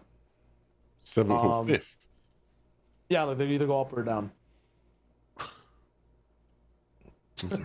Any other teams that you guys think should be within like 4th to 7th? Why are Queasy, Trulix, and Jerky in 9th? Why aren't they higher? Because they placeholder, still have... but also I don't have them. I think this is fair for them, because I do still think they have ways to go in terms of improvement, and that's not, and that's a good thing in terms of like, if they can improve based off of how good they already are, then that's mad. But I genuinely do think they have some ways to go in terms of improving in certain areas. Like, I've already highlighted in the past, like I think Juriki as an actual fragger has a ways to improve. Okay. And I think that will be like a big key for them. I think the big thing about them is that their style of play works really well. And it's why they're so consistent. It's just where if they're not getting zones, what happens if one of them has I can't trust these guys the same way I can trust Henjanis and Chapix in a stage with everybody where everyone is just the best teams in the world. But over 12 games with those, like the 12 games pose the questions of what happens with bad zones. Having 12 games poses the question of, what happens to them. I know they got a little bit lucky too I guess lucky is the word in FNTASIA with getting blessed zones, but it's like, we're using their potential to weigh them down. I'm using very similar questions to actually have them slightly higher. As to their potential's huge, they're already here right now, and to me it seems like they're only going to just fix these problems, more so than have these problems weigh them down. Why do you have that impression that they're going to fix more than they're like? Because people usually get better off of winning. Do they? Like mostly younger players with attitudes like these and engagements, like they have on social media and whatnot. That's different, because you're saying like mostly younger players, but Queasy and Trulix are both established players who have been around for long. Like I get they're young in age, but almost everyone is. I know, but I'm just answering a question. That's just where my mind's at. Just the way they're still engaged with the game and engaged with the craft, and they just won an FNCS, and everyone kind of has a clear understanding of what they need to fix. So I guarantee they know what they need to fix too. Yeah. It just feels like it's going to get better. And then the biggest thing that would hold them back, honestly, is just the zones thing more than anything else, and having better players who can take control faster. At the same time, if you're talking about the stats that we do know of, like these guys are the first game Andes, right? They're the early first just winners of most games inside of you, at least. that have the top teams usually, they're not dealing with the middle of the pack people when they're playing their game, right? Getting to spots and trying to take control in 4th, 5th zone, half and half, battling for height. Like they're dealing with top trios who are in those positions. I know sometimes they're up against like the Sun Boys, and Jules. Sometimes Bubak is the person they're facing down, like on the other end of like 8. But most of the time it's like in those zone or like, you know, one-on-one battles, the level of competition is what I'm trying to say, is not really getting too much higher for them that they can't handle it. So that's why for me they're slightly higher. I will agree with your points, kind of puts it in perspective though. I might have had them unrealistically higher, near like 5th, 6th place, but I feel like they get a little bit higher at 7th or 8th rather than all the way down on 9th. Yeah, I think I'd be the fine one with thing them for at me, higher, but I not think much the one higher. thing for me is you look at their style of play, and yes, I agree with you in terms of the way they actually play the game, their strategy. You'd put them higher, 100%. I think where I also look at them as individuals, and do they deserve to be in the same conversation as individuals as the likes of Taste and FNTASIA and Nate, I wouldn't say yet. Like, do you know what I mean? Like, I still think they still have something to prove in that capacity, and that's why, like I said, like how Druki progresses will be a big, you know, question mark in terms of where we look at them moving forward. And I still do expect these guys to do well in any event that they play, but I just still think there are a bunch of questions about them that still have to be answered. Yeah, I mean, they broke up. Queasy Trulex should have stayed together this entire time. I mean, maybe they you know, they came back, they learned a bunch of stuff from the different teams they were, but it bothered the hell out of me. And now they're back together. I think they're obviously back to peak. And I think that they look better than they ever had. That doesn't mean though that I'm gonna put them way up. I was really hype on them going into finals, and I put them as one of the contenders. But just because they did it once doesn't necessarily mean that they're going to be able to do it again. All right, let me ask you this question then. Complete change of topic. Staff Stretch Avery versus Scented Edgy Commandment. Scented Edgy Commandment. Why? Because all the stuff that we've already been hype about for Scented Edgy Commandment. But look at Saf, like looking on Staff Stretch and Avery side. Number one, I know this is going to bother you, but they're not even a team anymore. Number two, I was really, to be honest, the way that they played in qualifiers and then the way they played in grand finals, it was two different teams for some reason. Like, I didn't. Who are they playing with now, by the way? Yeah, what are the official trios now? Just for them specifically. Yeah, this is why we don't ignore snake season, huh? No, honestly, but I find that funny that you mentioned that. They're not playing with Kanata. We just switched it up to them. Yeah, they're playing Kanata. Oh yeah, they're playing with Kanata. Yes. Sheesh. So wait, minus Saf plus Kanata? No, minus Avery plus Kanata. I was about to say. Oh, get the fuck off the list, man. Like, get off the list, man. Just get off the list. Yeah, I mean, that's unfortunate, man. Like, we're doing a top team-based list, and neither Saf or Zayt are like in the mix. First, but they could, because I do agree. If they could be on this list. They could be on this list, and I think you could make a case for them to be above the TNA trio. I think you can make a case for them to be above Krzyk and Druki. I think you can make a case for them to be above Savage and Jerry Escard, and even Arkham Rex and Epicwell. What, this trio right now that we have on the page, or the one with Avery? The one with Avery. Okay, yeah. But I don't put, yeah. I don't know what they're going to look like with Kanada. I don't expect it to be a drop off. It's like, I just don't know what. Yeah. I mean, I might have been able to make those arguments, but I mean, backspace it up because I just realized there's going to be another off season, and in that we're going to do the best global power ranking trios in history, and that'll be a fun one. All right, because off-season gets All-time wild. trios. That actually is kind of a lit All-time idea. trios. That's kind of a lit idea. Legacy trio power ranking. So like all these trios, like at their best, like the peak rosters. FNTASIA. Yeah, like season Mongo, 4, Mitchell, Mongo, Benji Mitchell, in Tatum. retail. Yeah. And I'll get someone to commission like a map, like See, a that's a drop list spot I map. like. I like that list. Yeah. I like that. That's one. I 11 like We'll that 2K one. video we'll do a type of special shit. chapter Yeah, 2, I chapter like 1 that. combined map. We'll commission it and we'll talk about the drops. It'll be a 7-hour episode. It's gonna get crazy. Okay. 7 hours, man. And Can we I lock will in Send be- an Edgy and Commandment? Yes, I'm fine with that. Sick. Can we lock in Noah Riley, Vidil, and Reason? Now here's my thing. Where do Arkham, Rex, and Epic Will fit in this top 10? Can they get 5th place? Based off their domination and based off how they would translate to different regions.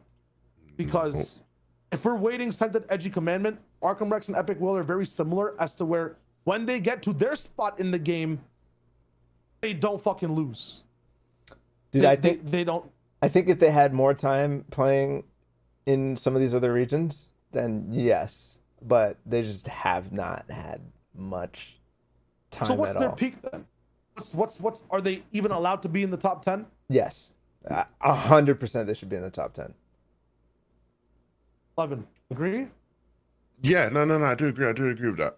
I think this is a case where they are just hard punished by their region, and I think that's fair. Like, you know, I don't think that's unfair to just. I just think they're just hard punished by their region. But Okay. They deserve to be here. Here's the thing, and probably one of the reasons why I'm like I want to make the argument that they could be in top 5. I don't necessarily like. I have them in 7th place. I think in my personal top 10 list. Yeah, they're 7th place. But I feel like I want to make the argument that they're up there because when I watch them, I'm just like, dude, they understand. They're adding new strats.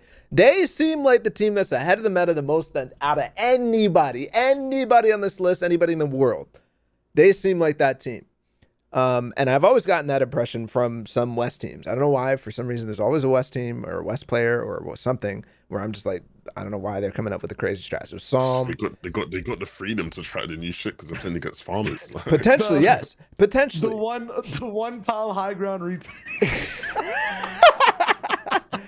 That's not Never what I'm fucking talking about, okay? I know. Bro, I saw they're fucking like in the end game, they're like, yo, like it's like 8-0 or something like that. They're like, let's start 2x2ing. Like, let's start 2x2ing.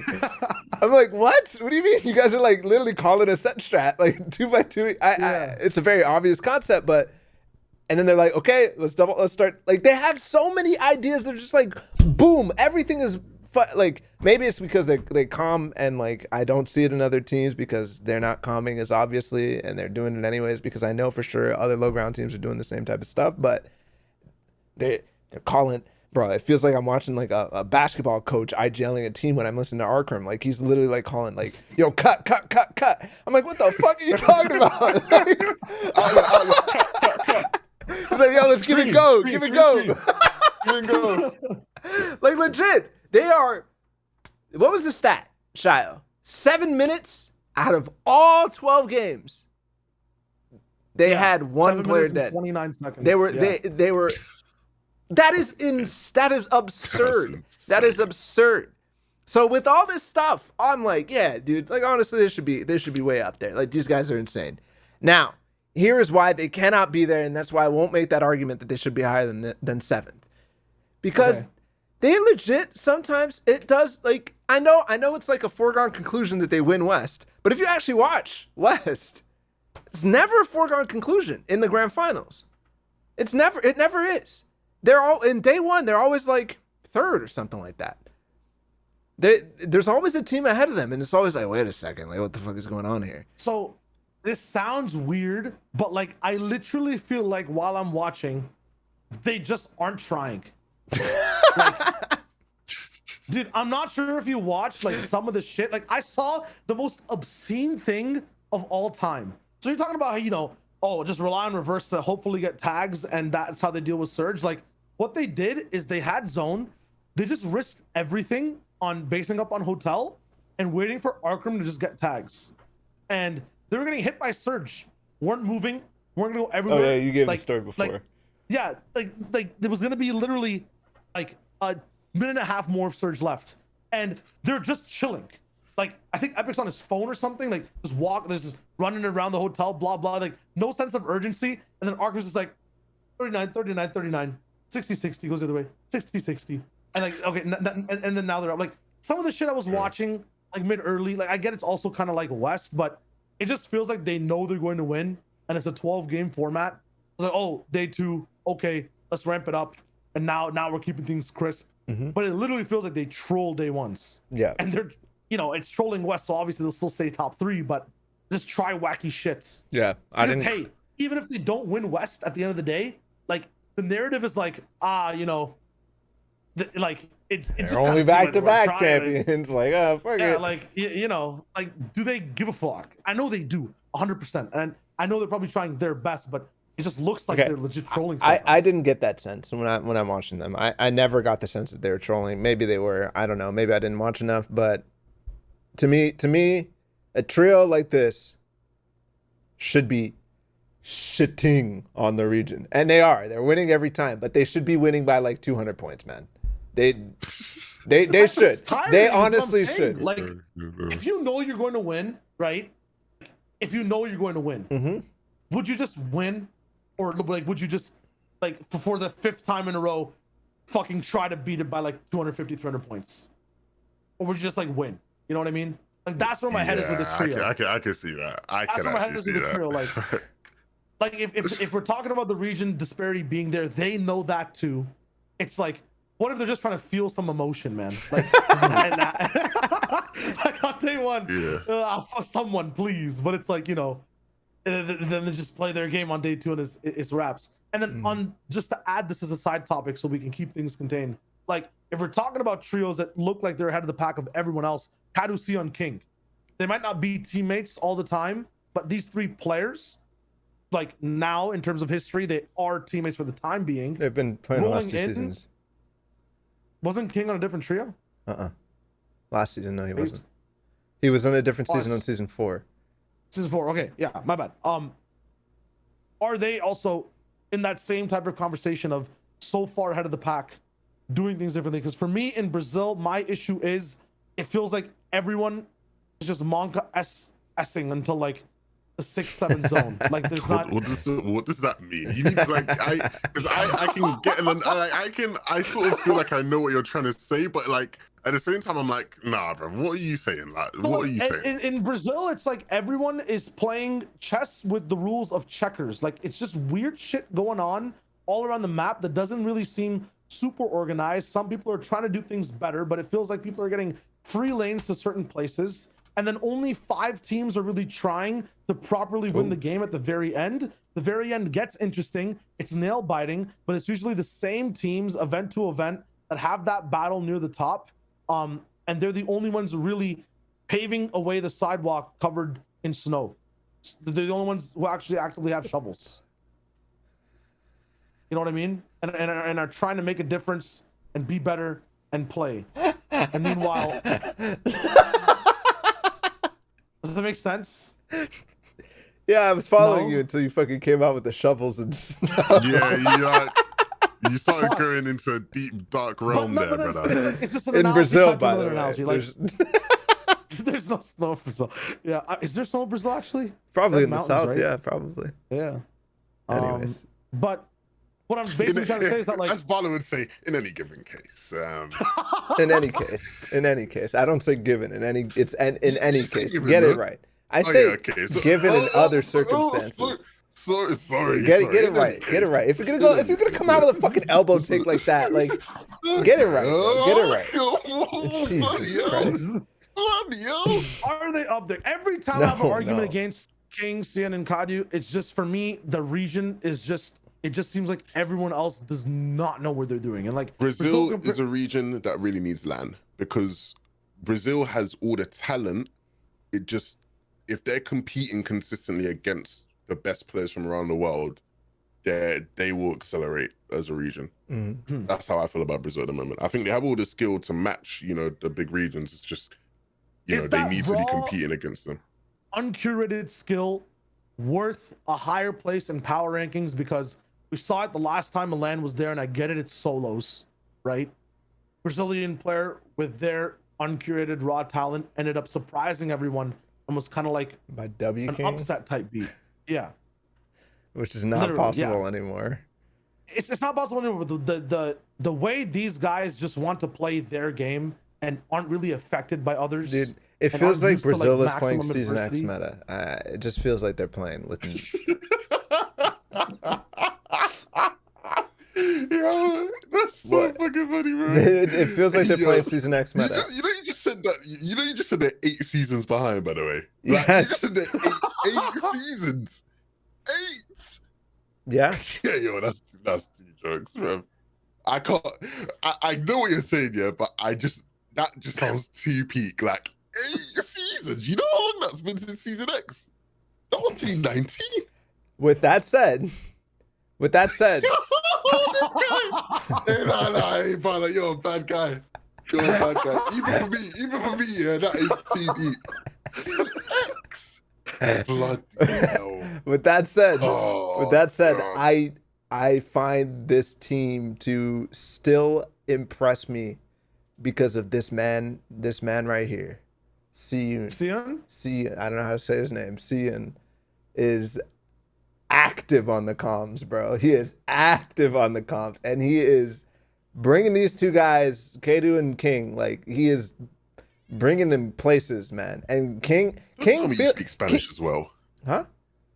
Do you speak Spanish as well? Do you understand the comms? I speak Spanish, but they're speaking Portuguese.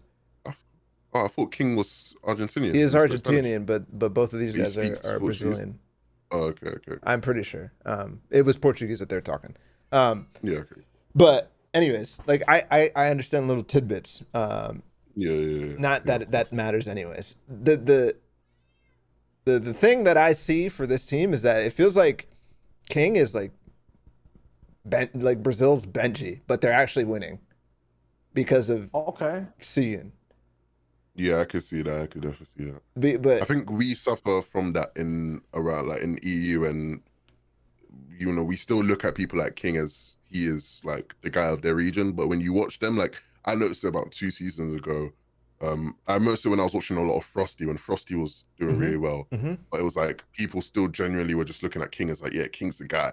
And I think that is like probably somewhat accurate. But I do probably think he is like in the context of their region, I think he's probably a bit better than Benji still. But it's like, yeah, I get that. Yeah, maybe. But my point is that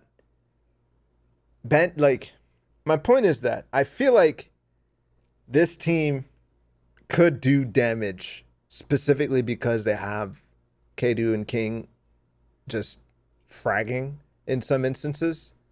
They thrive in chaos, and I feel like when you will have a tournament like this, when you will have LAN or whatever, when you have everybody going at each other, I think there will be situations where they can do well, but they're not 7th place. They're not maybe a 10th, maybe 11th, maybe a 12th type of thing.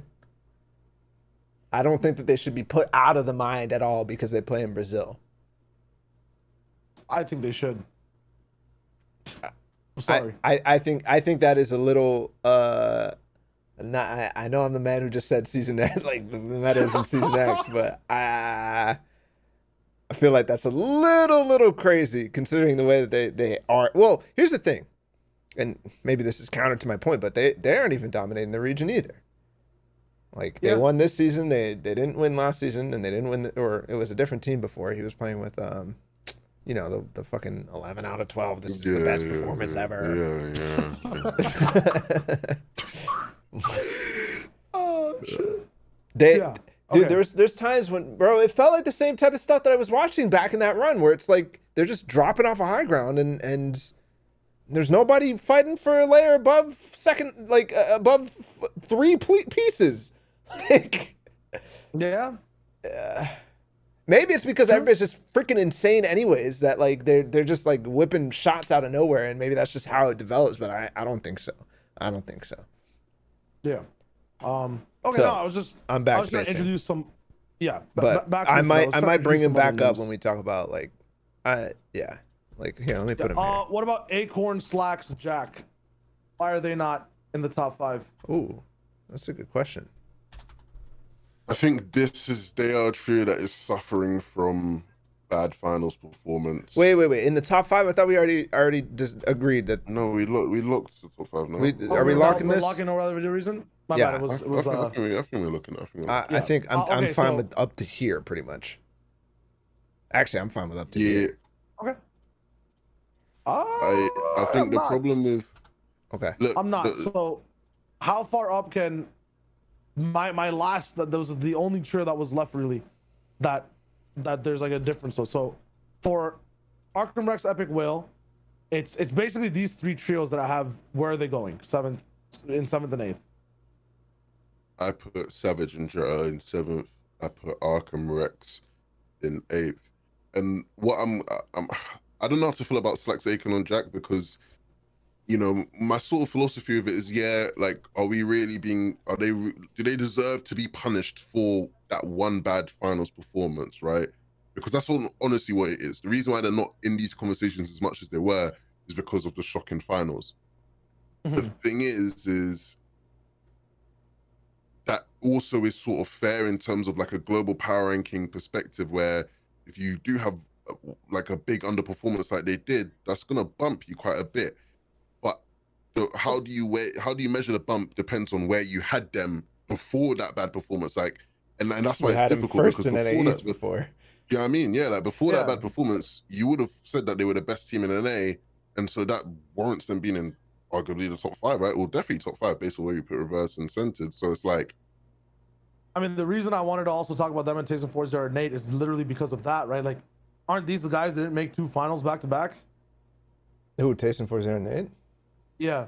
yeah, Well, well, that's- 4-0 and Nate are 4-0 Nate. 4-0 and Oh, yeah. Nate, but then it was like one of them.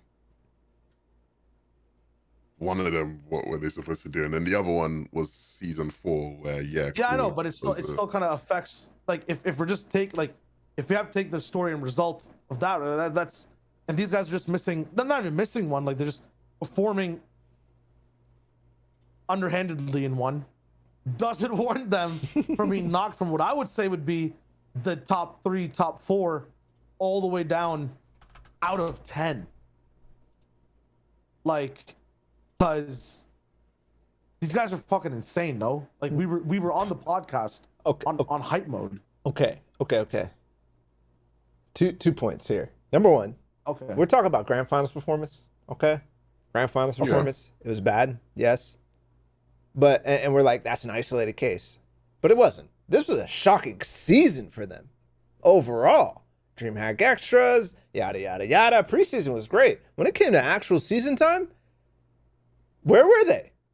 I mean, they are obviously in the grand finals qualified, but Cash Cup extras, Cash Cups, like, we were trying to find them on a leaderboard. They didn't even qualify in some cases. Like, yeah. they just were missing. They just were absolutely missing. And you would have expected them to have a pop-off day 2, like Noah Riley for the only reason, but they didn't really. Where did they end up? Let me tell you. 13th overall on day 2. They ended up. Was it like 21st or something silly? 17th. 17th on day 2. This is the But it's danger. once, like- This like, is the towards- danger of hype of one time they had a good performance. Oh, okay. And it's not one time, but this is the danger of ranking Queasy, Trulex, and Jerky higher. You know? Yeah, that's why I don't want to rank Queasy, Trulex, and Jerky higher. Okay. Because even in the case of, you know, Slacks, Akon, and Jack, it's not like Bala said, it wasn't even just one performance for them. They had a season where, you know, people, including myself, by the way, were talking about one of the greatest runs we've ever seen. Do you know what I mean? So it's like, yeah, it's really hard. I don't know. It's really hard, but I genuinely don't think, and obviously this isn't about what other people would think, but I genuinely think the general community's consensus wouldn't even be to put them in top 10. Like, I genuinely don't think a lot of people would put them in top 10. I think, like, you think about it, like, we're probably going to put Queasy, Trulex, and Jerky. I think that sounds like we're going to put them in the top 10. And they just won FNTASIA. And maybe if we had done the global power rankings, we were really thinking, like, the NA East one was kind of a joke. We weren't really ready for it. None of us actually prepped. Like, this time we actually came in with some thought. I don't have them in my top 10. Maybe if we did it last season, I would have had them in around this area. But this season, the result that they have makes it so that they'll fall out. That's just the reality of it. Yeah, I agree, because I do think Arkham Rex Epic will have to be here.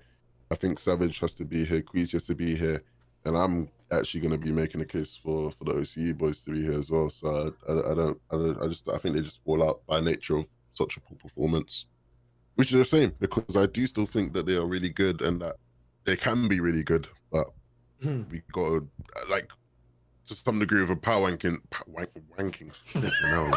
We can call it power ranking anyways, because that's just it's just fucking waffling. It is just a big ass with power rankings, you know, a lot of like it is still based off of results. You know what I mean? That's what we're using. So it's results mixed with our opinion. That's So then, let me touch on let me do some vacuum duty real quick then. So real quick vacuum duty for Middle East and Asia. We talked about it a little bit before the show as well. For Asia, if any of you guys have a take on it, for me in Middle East specifically, because I've actually been watching them from time to time, recent season, and I believe in season 4 very heavily as well. I missed season 5 a bit, other than just the grand finals. But for this region in general, they're kind of like in their own kind of chamber, playing against each other. Literally the newest region, kind of learning the game overall. I feel like once they ever get into like a global competition, it'll be a real wake-up call. And the way these guys end up playing, they end up punishing the patterns they see with each other. It's very similar people. It's kind of like Brazil playing against each other on certain layers. It's like a repeat time travel type thing for these guys game to game. When it comes to adapting and being on the fly with some of the best teams in the world, I personally don't think, and I think you guys would agree, these guys can't really hang inside the top 10 or all the way at the top with the biggest teams at the highest rankings, which is why I'm not really looking at, and we aren't looking at Middle East in the top 10. For Asia, it's kind of similar. I'm not sure if you guys have complete insights into looking into things, but definitely have the names that are there. They're doing great things. They have some nice stats left and right. But similarly, it always feels like they're playing their own style of game, learning things. Not necessarily have to be all the way in season X or like, you know, places behind that, but they're also kind of like, you know, outside of playing against the own patterns they're seeing in their region. Give me a chance to step that back real quick, okay? Season X, it comes to mind because it's trios, okay? I'm thinking of the last trio seasons, okay? Right? Bala, So you don't know how. Bala, I hope all the Brazilians hear that, yeah, and they come for you. Okay, hold up. They don't know what's coming, because I'm gonna argue for K2, Cian, and King in 10th place. They're gone, bro. They're not fucking gone. Back when you said it, bro. Oh, yeah. The tweet's already coming in. Yeah, it's actually been a while. Central, bro. These guys I didn't even upload the episode. What are you talking about? Like... Okay, sorry, interrupted. You're talking about the Middle East guys and why we shouldn't talk about them. No, I thought you were talking about the whole. That was it, just because it was trios. Yeah, that was it. Oh, okay, cool. Yeah. It was season. This is how it happened. FNTASIA is in my head. Season X, season 4, season 5, season 6. Okay. So it's really only 3 seasons ago. Okay. All right. Not 8. What did you say? 8 seasons. That's ridiculous. I would never say that. Of approval. I would never say that. This requires 8 seasons ago. You make it sound so harsh, bro. I was just talking. It was just 4 seasons ago. Bro, it's 8 seasons ago, blood. It's 8 seasons ago, blood. It's disrespectful. Even me, I can acknowledge it's disrespectful, bro. Yeah, I mean, I feel bad for them man there in BR. They're thinking, what? Some of them probably look up to you, Bala. What did I do to Bala TW? It's funny. So, behind.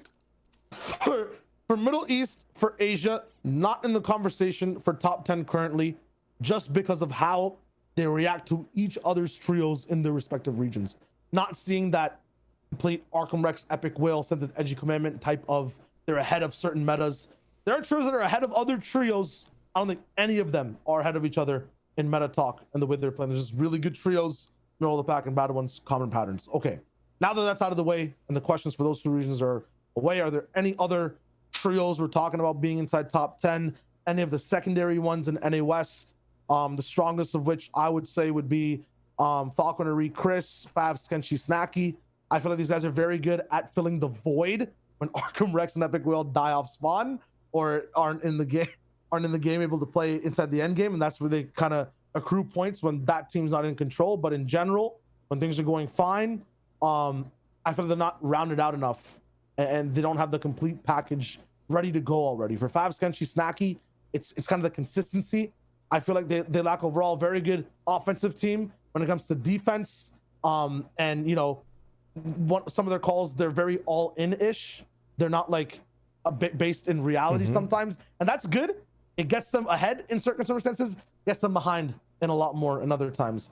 From Falconer, Reed, and Chris, I just saw a lot of inconsistency. So some days I was like wondering, is it actually Reed playing, or is this someone with a different name? Because it doesn't look like Reed, and the name was kind of off. Yo, put Reed on any other one of these trios, bro, and they would just fucking go to the moon, man. They would go crazy. He needs to come east. He needs to go to Europe, man. Like, yeah. Dude, okay, number one, they started getting well. contested on day 2, so it was like kind of bullshit for them. But did you see that 1v3 against a team that just came? Misty? Bruh, what are you saying? Like, what is that? No, I know, but like the thing is, for the rest of the day, it just seemed that I was like, yo, where's their punch? Like, where's their thrust or throttle? Like, you know? But dude, it wasn't just a 1v3, it was almost a 1v6. Like, okay, he didn't actually have a chance against the other team. Like, I mean, but for the lore, man, for the lore, the history is written by the podcasters. You know what I'm saying? Like, True, rewrite the history. Mongal is the greatest player of all time. Okay, maybe we shouldn't write the history. Favs, Kenshi, and Snacky. I mean, if you want to go off like and basically write off the rest of this list is what you're trying to do right now. Yeah, I'm trying to literally get to like, okay, let's section out like 5-6 teams, and talk about 7th to 10th. Like, let's just get everything out of the way. Like, I'm just going down. Good. Okay, these like Arkham Rex and Epic Whale, it literally just like, okay, they might be in the lead, but oh, there they are. Let's just get them lobby focused. Like, like legit, they just have the fucking keys to the lobby, and then their tournament's over. It's so fucking funny. Another OC, like, I know people want to talk about Jinx, Alec, and Worthy probably because everybody who hasn't paid attention to OC in the last couple seasons are like, why aren't they the ones that they're talking about? They're so good, like, and stuff. But they've fallen off, unfortunately. And they haven't placed in the top 3 in the last 2 FNCSs. So, and they're an OC. Sorif, Volks, and Sync have gotten second in the last 2, if I am correct about that, or maybe top 4. They might be, if you're going to argue an OCE trio, I think that, like, these guys they got second might. on the last one. What did they get? OC on they got like somewhere in the top. Oh, 10. they got 9th. Never mind. Oh shit. Yeah. Were they second after day 1? No, I don't know. I don't know. In session, they got it in season 5. Maybe I was just mixing it up. They just got it in season 5. So they didn't actually do anything. Yeah. These two probably not worth. Okay, cool. Moving on. Trashy, J Roses, and Vert is another one in West that is just like, I feel like peaked already. That's why we kind of want to write them out. Okay, forget West kind of made the case in general of a lot of the trios rolling in. A lot of these guys have basically peaked. In my mind, in terms of what they can do. Or are kind of fizzling out and require revival. But we have to see it happen first. We're talking about teams that are so far out of the top 10 that. Like if I was to talk about teams that maybe I'd be talking about Bucky, Kanata, and Macwood, but Kanata's not on this team anymore. And I'd be talking about Gabe, Tahi, Sprite, or maybe Jamper, Threats, and Rise. Okay, so for NA East, diving into the spice, really wanted to put Bucky, Kanata, and Macwood inside the conversation for top 10. Issue is not a trio. So can't, as you said, Gabe, Tahi, Sprite are honestly kind of goofy.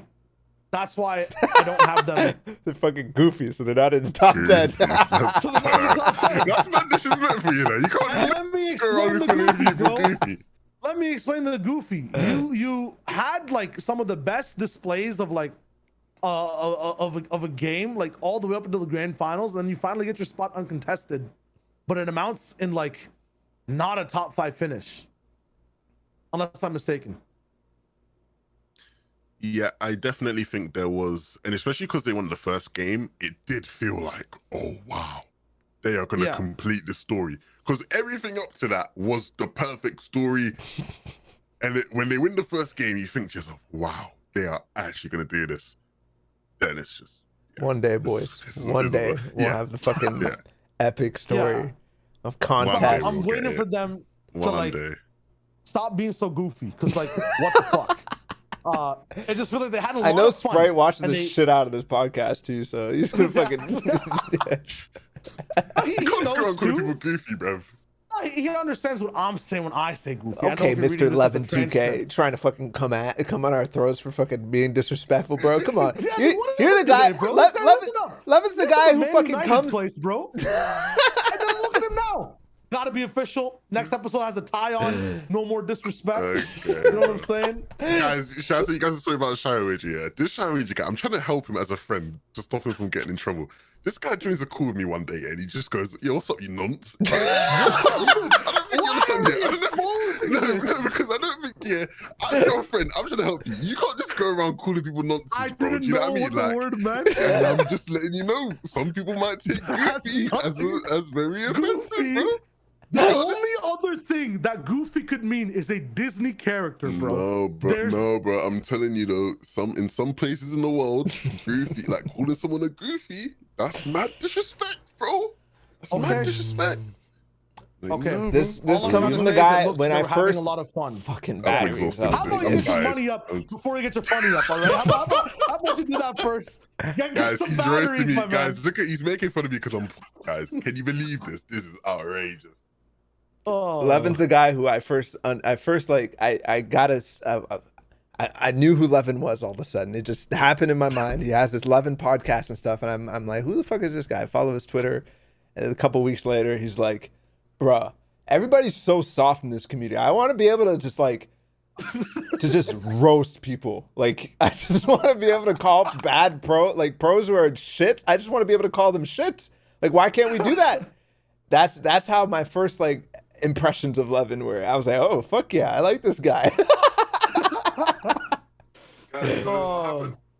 Guys, you know what happened though with that? I did that once. And it didn't work. And I said, yeah, this community is gone. I'll never give them my energy ever again. I tried it once. It just didn't happen. What was it? What did you try? I called out Aries. Aries, Called out my Aries. Somalian brother. What the fuck? Yeah, Do you called have a out problem with Aries. Aries? I didn't have a problem with him, but I just said that, you know, he's got all the talent in the world, but he's finished. He's a finished player. He's not good enough. And people shout on Wait, me. So, finished as in like done, not as like the fucking. yeah, I said at the highest level, he's finished. He's done. And I got Okay, shit good, on, good, so. good, good, good. Okay, all right. Sorry, sidetracked. Yeah, that was All right. shouldn't have gone Wasn't at wrong, Aries, but- bro. You weren't wrong. You weren't I wrong. wasn't- Where is Aries I now? wasn't wrong, but Where I is got Aries shit on. now? I got shit on. I hope he's doing well though. I hope he's doing well. Like it's Yeah. not, you know. Diving back into the mild spice. Jumper threats rise. Very similar situation to where like it's too new, not possible to kind of hard rate them. And honestly, just feel like up and comers more so than anything else. Degen, Ages, and Skittles. I feel like the only other trio we should be evaluating. Are they going to be inside top 10? What is their weakness? I think they would be the one where I would consider them just sneaking in at 10 because they did impress me a lot last season. In 1 week? What are you saying? I'm just speaking. I didn't hear what you said. Oh, I just said in 1 week they impressed you, huh? No, but you guys are the ones that sold me on I know them. we hyped them up after that 1 week. Yeah. No, but you guys talked highly. They had a good season outside of the finals. It's not like they had a bad season. Look at the results. They had a good season. Yeah, it was fun. Yeah. But like that's what I'm saying. Like you can make a case for them. I think they'd be the only one that would be. Yes. Where I am thinking maybe they deserve it. But Yeah. But they need to work on game sense, aim, like IGLing, Oh, passing, stop it, man. communication. Inventory management. No, Bala. Who do you have beef with on this trio? Because I don't listen. Who do you have beef with on this trio? Because it's outrageous. This is not a trio. Why are we talking about them? know They're it's dead. true, Yeah, right? they Yeah, are I know, dead. yeah, They they're are not true. dead. Because They're but dead like, trio. Yeah, I just who do you realized. have? No, we're not moving on. Who do you have beef with on that trio? I actually want to know. I got beef with everybody in the Fortnite community at this point. Yeah, I'll tell you, Levin. He True. was the third player, bro. He was they the third snaked him. player that Degen Yeah, I Ages got dropped snaked. Skittles for, bro. Yeah, I got snaked. And then he that's got a stinker. Yeah. That's Yeah. a stink. You're the Wait, what stinking is of happening with NA. them? So Skittles got snaked for Kanata, but Kanata's playing with Saf. Oh, am I wrong about that? Am I a clown? Oh wait, no, that actually happened. I'm actually right. I'm up with the fucking kids. Let's go. Yeah, All yeah, right. yeah. Let me Yeah, just. we talked about it on the podcast. Oh, did we? Now let's dive into Yeah. maximum levels of spice and why we might not see any other region but EU inside the bottom half of the top 10, the EU trios, and how they could be top 10 trios. Andalex, Naziek, Squeeze. I understand. Fall from grace a bit. We don't have the total list on screen possibly, but Oh, I have it shit. on the side. So Skirt. what the Bad. all right. Andalex, Naziek, Squeeze. Like, I understand also a little bit of fall from grace overall, but didn't they literally get like also close to top 5 cumulative, if I'm not mistaken? They Yeah, they had like Seventh place. they had an Yeah. all-time comeback, and people didn't really talk about it, or maybe not all-time, but they had a mad comeback day too.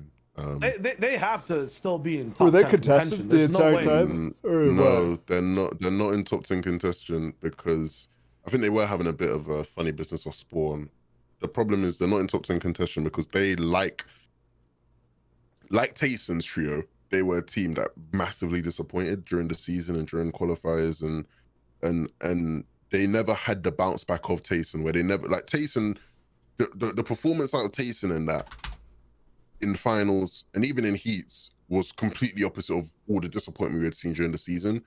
Whereas Anderlex's performance, yeah, on day 2 of finals, it was better, but it's like at that stage, it's too late at that stage. Even with them getting 7th.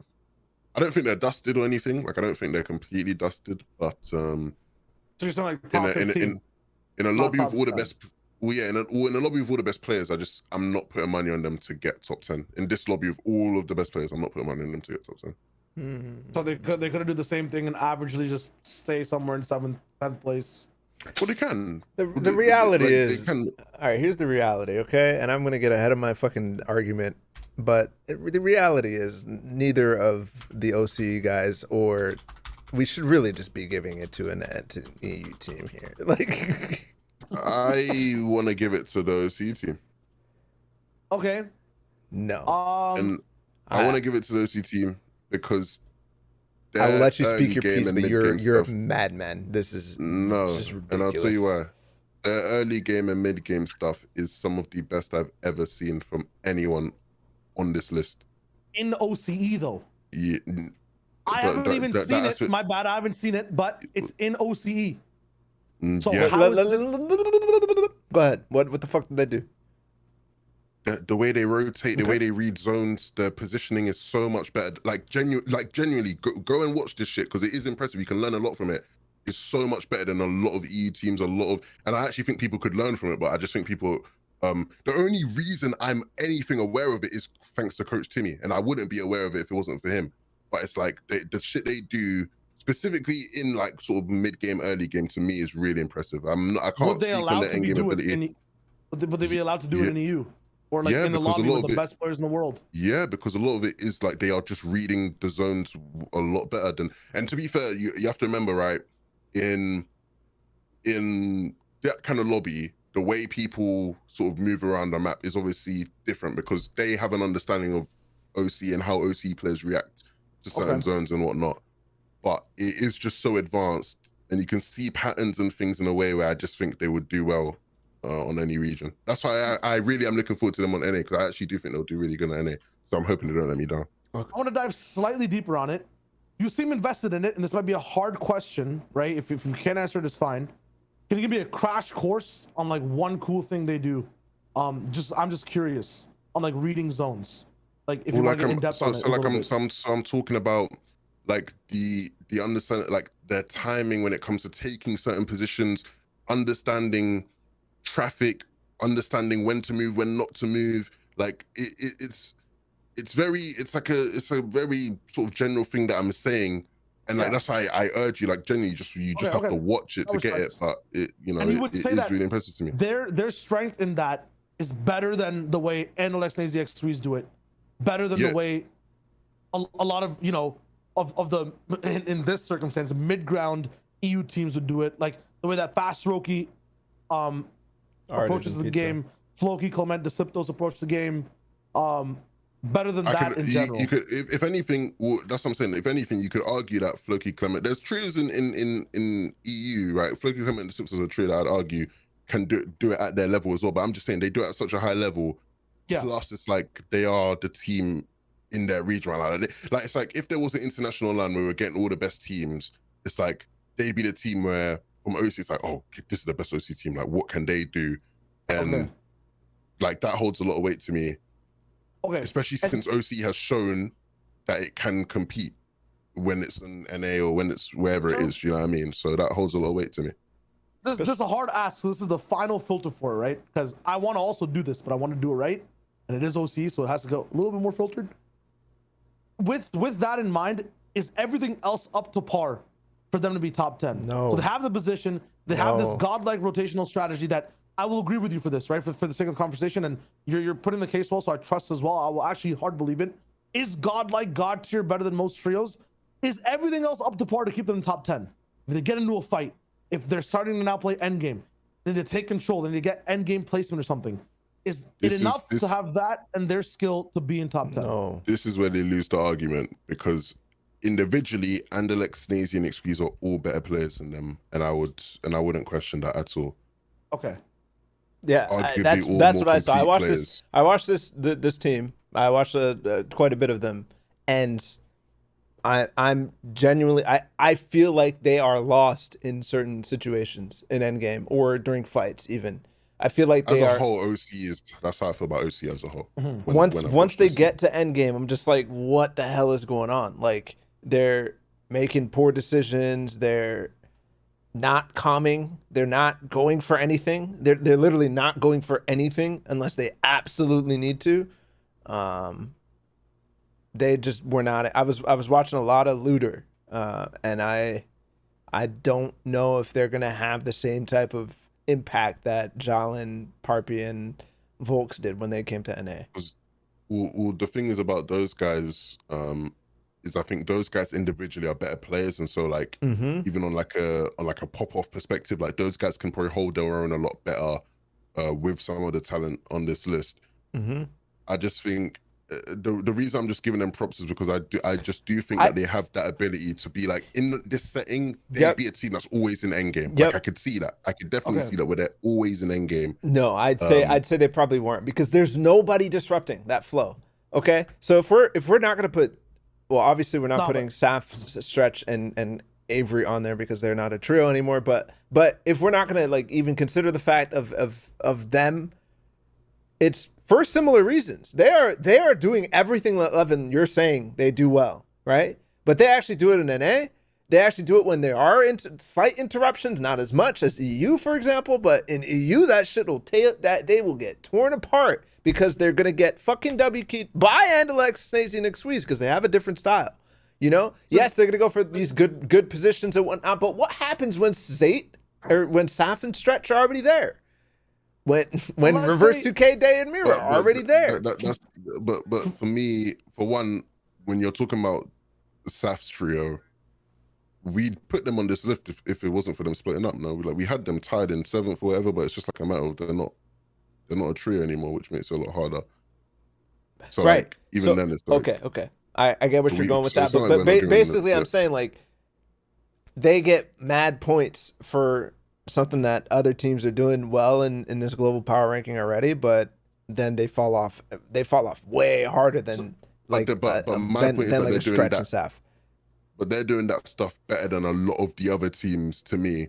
And yes, I get that. Like the reason why they stay here, and like I said, with teams like Floki and Clement, Deceptors, might, you know, whoever it is that obviously they have the results because they're on a region where they can just win. Whereas, you know, you could argue that you put those same players on their region on OC, they do the same thing. Fair enough. But it's like, in terms of just like a global power ranking, I just think you'd have to just, I think they deserve to be in 10th, or at least strongly considered for it, for what they've done and their style of play, specifically in the earlier phases of the game. I do agree that if you're gonna say you can't have them in top 10 because their end game just doesn't look like it's on par with you know the other top players, I do agree with that. And so I think, you know, if that's the Yeah. thing for you. That's I'd fair. put But Floki, DeCiptos, Clement. I'd put and like so many of these different EU teams on top. I would put KDCU and King up above them. Just Here's my thing, I right? wouldn't. So I wouldn't do that. here's the verdict as to why I agree with both sides, but ultimately end up on what Bala just said at the end of the day, right? Which is you put like every other tier above them. So like say they are at their peak 24/7 during whatever for power ranking sake, right? And they literally get to every end game, right? Say there was a team that would win every off spawn fight, right? Like guaranteed. If you can't actually consistently get far into endgame, it won't matter. It honestly won't matter because that's where the majority of the points are and that's where a majority of the power is, right? So I'm not discrediting and saying these guys don't do what they do. It's sick that they do, and does that put them in conversation for top 10? Possibly. But if the matter of the fact is you're watching the team play and they literally still look as cool as every other OC trio inside the end game, if you can't play end game, you don't have a majority of the power needed to be in the top 10 in a power ranking, right? Like comparatively to other trios. I'm not saying these guys are complete bots, but like, you know, like. Or that's what I want to say. Like, yeah, yes, I don't think they look good in endgame. They don't look good in endgame compared to the people who are on this list with them. That's not me saying that I think that they are useless in endgame or they wouldn't be able to do something in an endgame. Like, by no means that's the case. It's just when you look at a lot of these teams on this list and there's things you can sort of characterize about them where it's like this makes them special in this phase of the game. They don't, to me, have anything that would separate them from anybody else in endgame that makes you think, okay, these guys are special. Do you know what I mean? Like, you can go down this whole list and almost every single team here has something where you're like, yeah, this and this, that's what makes them special in game. They don't have that, and that's what hurts them. It's just what hurts them more for me is the fact that they have trouble in OCE end games.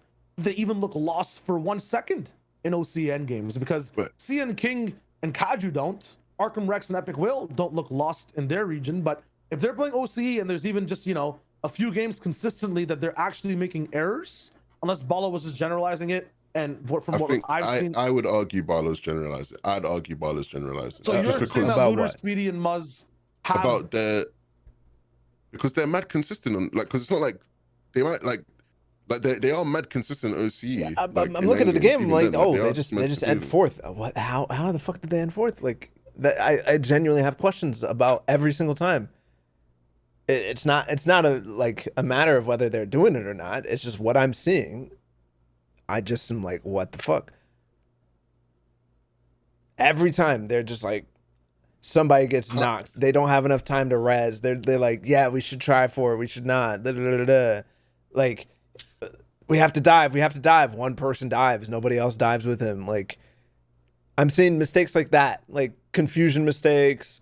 Like when it's not even that. It's not even that congested or anything like that. It's just they end up below surge when they already had they dominated. They receive a really good fight in third zone. They're set for surge, but all of a sudden they're not anymore in fifth zone, and they have to do something crazy, To me, it's not a matter of that they are useless in endgame. Okay. No, it's just a matter of that they are not at the same level of some of the other people who you are trying to make arguments for in endgame. But that's why I'm emphasizing how good I think they are in the early and mid game, and saying that maybe that sort of pushes them ahead because they're gonna get that chance to show what they can do in endgame more than some of the other trios, I think, in this setting with all the best teams in the game. So, but once again, it would be hard for them in this setting because nobody's gonna respect them, regardless of what I'm saying. Nobody's putting respect on them, which would be hard for them. But in any case, I think realistically the spot goes to an EU team, but like neither of these OC or Brazilian teams in the trio setting. The Brazilian team, huh? I'm not even considering the Brazilian team, honestly. I would say this is between them and whoever you think the EU team should be. I think for all other regions, them being top 10 is if their day goes really fucking well and some crazy thing happens, then maybe they're in the top 10. But on average and just looking at things in general, like even if they are playing at their peak early admitted they're hitting every end game, like I still don't see them, as you're saying, Levin, being on the same just because of how good every other team is. Okay, can I make my case for KD and CN and King, even though I just erased fucking KD? I mean, I've already talked about them, but like, why over Muzz, Luder, and Speedy? But as I had them at 10th at the beginning, like now that I think about the actual thing, and this is why I won't take too much time, they thrive in the absolute chaos. Like if shit is going crazy, they are thriving. They are literally like King is hitting the nastiest shot. This guy has insane aim. Seun is getting them out of situations consistently. And it's not like they're getting respect on high ground anymore, although when they get it, yes, they fucking do well. I just think that like comparatively to a team like this, where I would go as far as say, after 5th zone, they will die unless they're on height. For them, I don't think that's true. I think that they will survive in the chaos somehow. Not because they're making any, like, they understand endgame or anything like that. It's just that they have raw skill. And the level, not on the level, but like it feels like Hanjanis and Chapik. It's like, oh shit, this situation is crazy. And it's like, oh, he just one pumped 2 people. Okay. Like, yes, maybe Muzz is there. Huh? If you put Jamper, Threats, and Rise on Brazil, like maybe they would also look like Hanjanis and Chapix. You know what I mean? Like, if you put people who are averagely ahead of everyone else on a region where most people are behind. Yes. That's what I'm looking at. That is my argument. That's why I am backspacing both of them and putting. Okay. Now it's a matter of picking the EU team that goes here. Where's the list of the EU teams that you want to put here? Let me copy and paste some names because I wasn't prepared for extra EU teams. All right, we have Andalex, Snazy, and Sweeze. They're there. There might not even be a single one to roll in. We have to, first of all, is Arkham Rex and Epic Will staying in 7th? Yes. Green it. What is this? Savage and Dread Ref's Guard? These guys are getting backspaced? Yeah, they are. I'd put Savage and Dread Ref's Guard above Arkham. I would not. They've had one season together. It was good. They got 2nd place on the EU. And Dreader and Refsguard have looked good in the past, but Savage had his best season yet. Yeah, and I think that's why I'm really optimistic about these guys, because Andrea and Refsguard are a proven EU product. And I think Savage this season, I think the fact that Savage had his best season where he's IGLing in a trio with 2 players who have done better than him in recent time, at least, you know, like at least you rate them more. I think that says everything you need to say about them this season. I just. All right. For the reason that I was actually potentially, you know, about to make the argument that Arkham Rex and Epic Whale should be higher, I'm making the same argument for why Savage and Dreader and Refsguard cannot be higher. What is that? Which is what? They've only placed one time in this season. They've only played one. Like it's a like sure they're friends or whatever, but this is a fantastically new trio. Okay, they're playing in EU. Yes, that should rate them higher, but it's only one time. No, you know how fucking inconsistent this stuff is going to be. Sure, their projections up. That's represented in why they're 8th and below Arkham Rex and Epic Whale. No, but like, man, you have to understand that like these guys aren't coming from a spot that's most likely going to, I guess we can't say that, but really change or have the biggest contestation or be like a spotlight of, hey, we want to attack this. Like they're taken seriously by the region and by the best players in the world. And at the same time, the type of game that they play, Savage and Jenna Refsguard, there's a lot of room for them to play that game on an international scale, on a scale of power ranking. Like they have a lot of influence of that power in a sense of the game they play, like that low ground type style, the low mid ground type layers. Like when you look at Arkham Rex and Epic Whale, the way they dominate a lot of the times and the places they struggle sometimes is when they end up on low and they're getting bombarded. Yeah, they survive at the end of the day, but where they truly strive and get a lot of their multi-elim games is when they have control of the game and they're on height. If you're thinking about it internationally, how often is that going to happen? In how much of an influence do they have on a high ground power? Wait, who, Arkham, Epic Whale, and Rex? Arkham, Rex, and Epic Whale, yeah. They don't like dominate from. That's not how they pull that shit out because it's NA West and they get it for free, but they dominate because of their insane mid ground. It's just insane calls all around. They're just like fluid. Do they have equal influence on that style of play compared to Savage and Jetta Refsguard? Yes. Like if you're seeing that's how I'm thinking about it when you're comparing both trios in power. How much influence do they have over the total amount of power they control? When I look at Savage and Jetta Refsguard, I just see Jetta, who is one of the best tarpers in the world, probably top 3. I see Refsguard, who is one of the best fraggers in EU, and I see Savage, who is one of the best individuals, but who also has evolved as an IGL, and he's improved as an IGL to be able to consistently lead these guys to success in the times when we've been able to see them play. I get what you're saying. Yes, it is just this season. But it's funny because you say all that, but Arkham is literally all of that in one package. He's literally one of the best IGLs in the world. He's literally one of the best tarpers in the world, and he's fucking an insane fragger himself. I have NA West tax. I do. And I said that NA West tax is why they're 7th place. That's fucking like that's a lot. That's the tax right there. And NA West tax puts them down to 8 for me. It puts them down to 8 for me. I can be wrong, but I will die on this too. I just have NA West tax, and that's not me saying that like I don't think they can do well on like in an international stage in LAN, but like it's just like results, their actual results, because yes, their level of play is very high, right? Like you established, he's one of the best tarpers, whatever, that is true. But that added with their results, they only have that because of the weakness of their region. And so it's very easy for me to look at the first, the infinite first. But without that, you assume, let's say they were on an EU or an NA where it might not be as consistent as that. Am I still putting them? That's what I'm trying to. Okay. Hold on a second. This is very hypothetical. Walk with me for a second. Hypothetical situation. We're on the beach. Okay. All right. We're walking. Okay. We're walking. I'm telling you a story. What if? Okay. And here's the story. Epic Whale, Arkham, and Rax are playing on an EU. Okay. And they got first. Where would you rank them?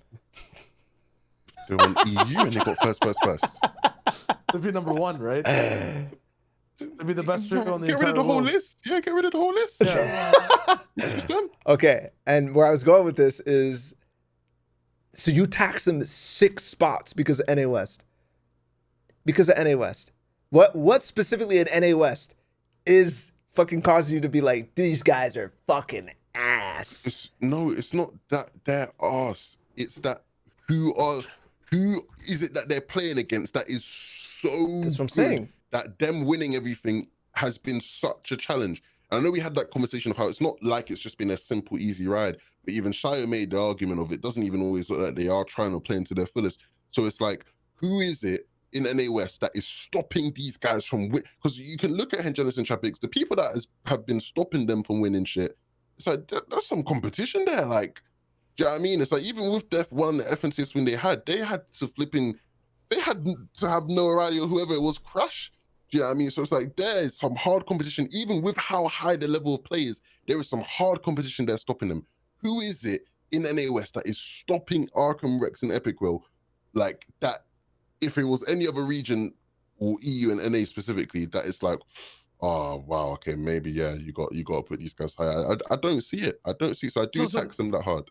Here's the seesaw though, right? So I feel like with Hengenis and Chapix, everyone that could stop them or gives them trouble is green right now. They're green, right? All the people that we're talking about who are consistent over time, who aren't just one season warriors, apart from maybe Tyson Forster or Nate, but there's like consistency there overall, and you understand like the game styles mesh well too, and the preseason was sick. They're all green. The thing with Savage and Jordan Refsguard is they have just a bunch of those questions attached because of new season, and just because of how these trios that get one of these star players involved all the way in and have like a good high placing but not all the way towards the top performance, they end up only getting worse as the seasons go on, right? Like the performance doesn't stick overall. What I'm saying is that there's a bunch of questions, and everyone that I'm looking at that's green right now above Arkham, Rex, and Epic Whale definitely have a big reason to be better than Arkham Rex and Epic Whale and don't have all those questions attached. I feel like Savage and Resguard should be above, like at 7th, but because of all the questions and because it's slightly new. So The what one are question is NA West, is it So not? what are Because the they're like have No. I'm saying about Savage and Trent Resguard, because you're saying that there's questions about them. So what are the okay. questions? Sorry, my bad. I Yeah, completely so- fucking missed that shit. The biggest question is obviously it's a 1 season thing that we saw so far, right? How are things going to look now? Forget No, the you're 1 season so- thing. so Like let- what? let- so But let I'm me- saying, let me like keep when you watch them play, what is Yeah. it that makes you think I'm not certain that these guys can actually do that again? What is it that is like that? What is that thing? So for me, it's that they're just not powerful enough. They have insane power in certain circumstances, but it feels like a lot of the time towards the very end of the game, it's Savage who has an insane play that ends up winning it. It's not a full trio effort. There are games where there is full trio effort, and some other times it has to be a lot of clutched placement. In terms of like Andretta making it work for the team. It's a very similar story to Reverse Day and Miro, but in lower frequency. So Reverse Day and Miro, you might see them every game do some crazy shit. There's someone picking up the slack for all 3 players. There's someone crazy popping off, and that's their identity. That's their story. For Savage and Resguard, it's kind of like that. It's there in certain times, but other times they go for a situation to roll with. It doesn't work out. Sometimes randomly they're down like 5th zone surge. Sometimes randomly there's just something that's happening. Yeah, you had something fly right by your head there. I was like, what the heck is that? The issue is there's just a random inconsistent outlier that stops the trio to be at their big peak, which is why I don't see them as a consistent trio to stick together. I have to answer some of these questions. Why are these one-off games really setting them far behind? And it's not like, that's where my mind is at with Savage and Resguard.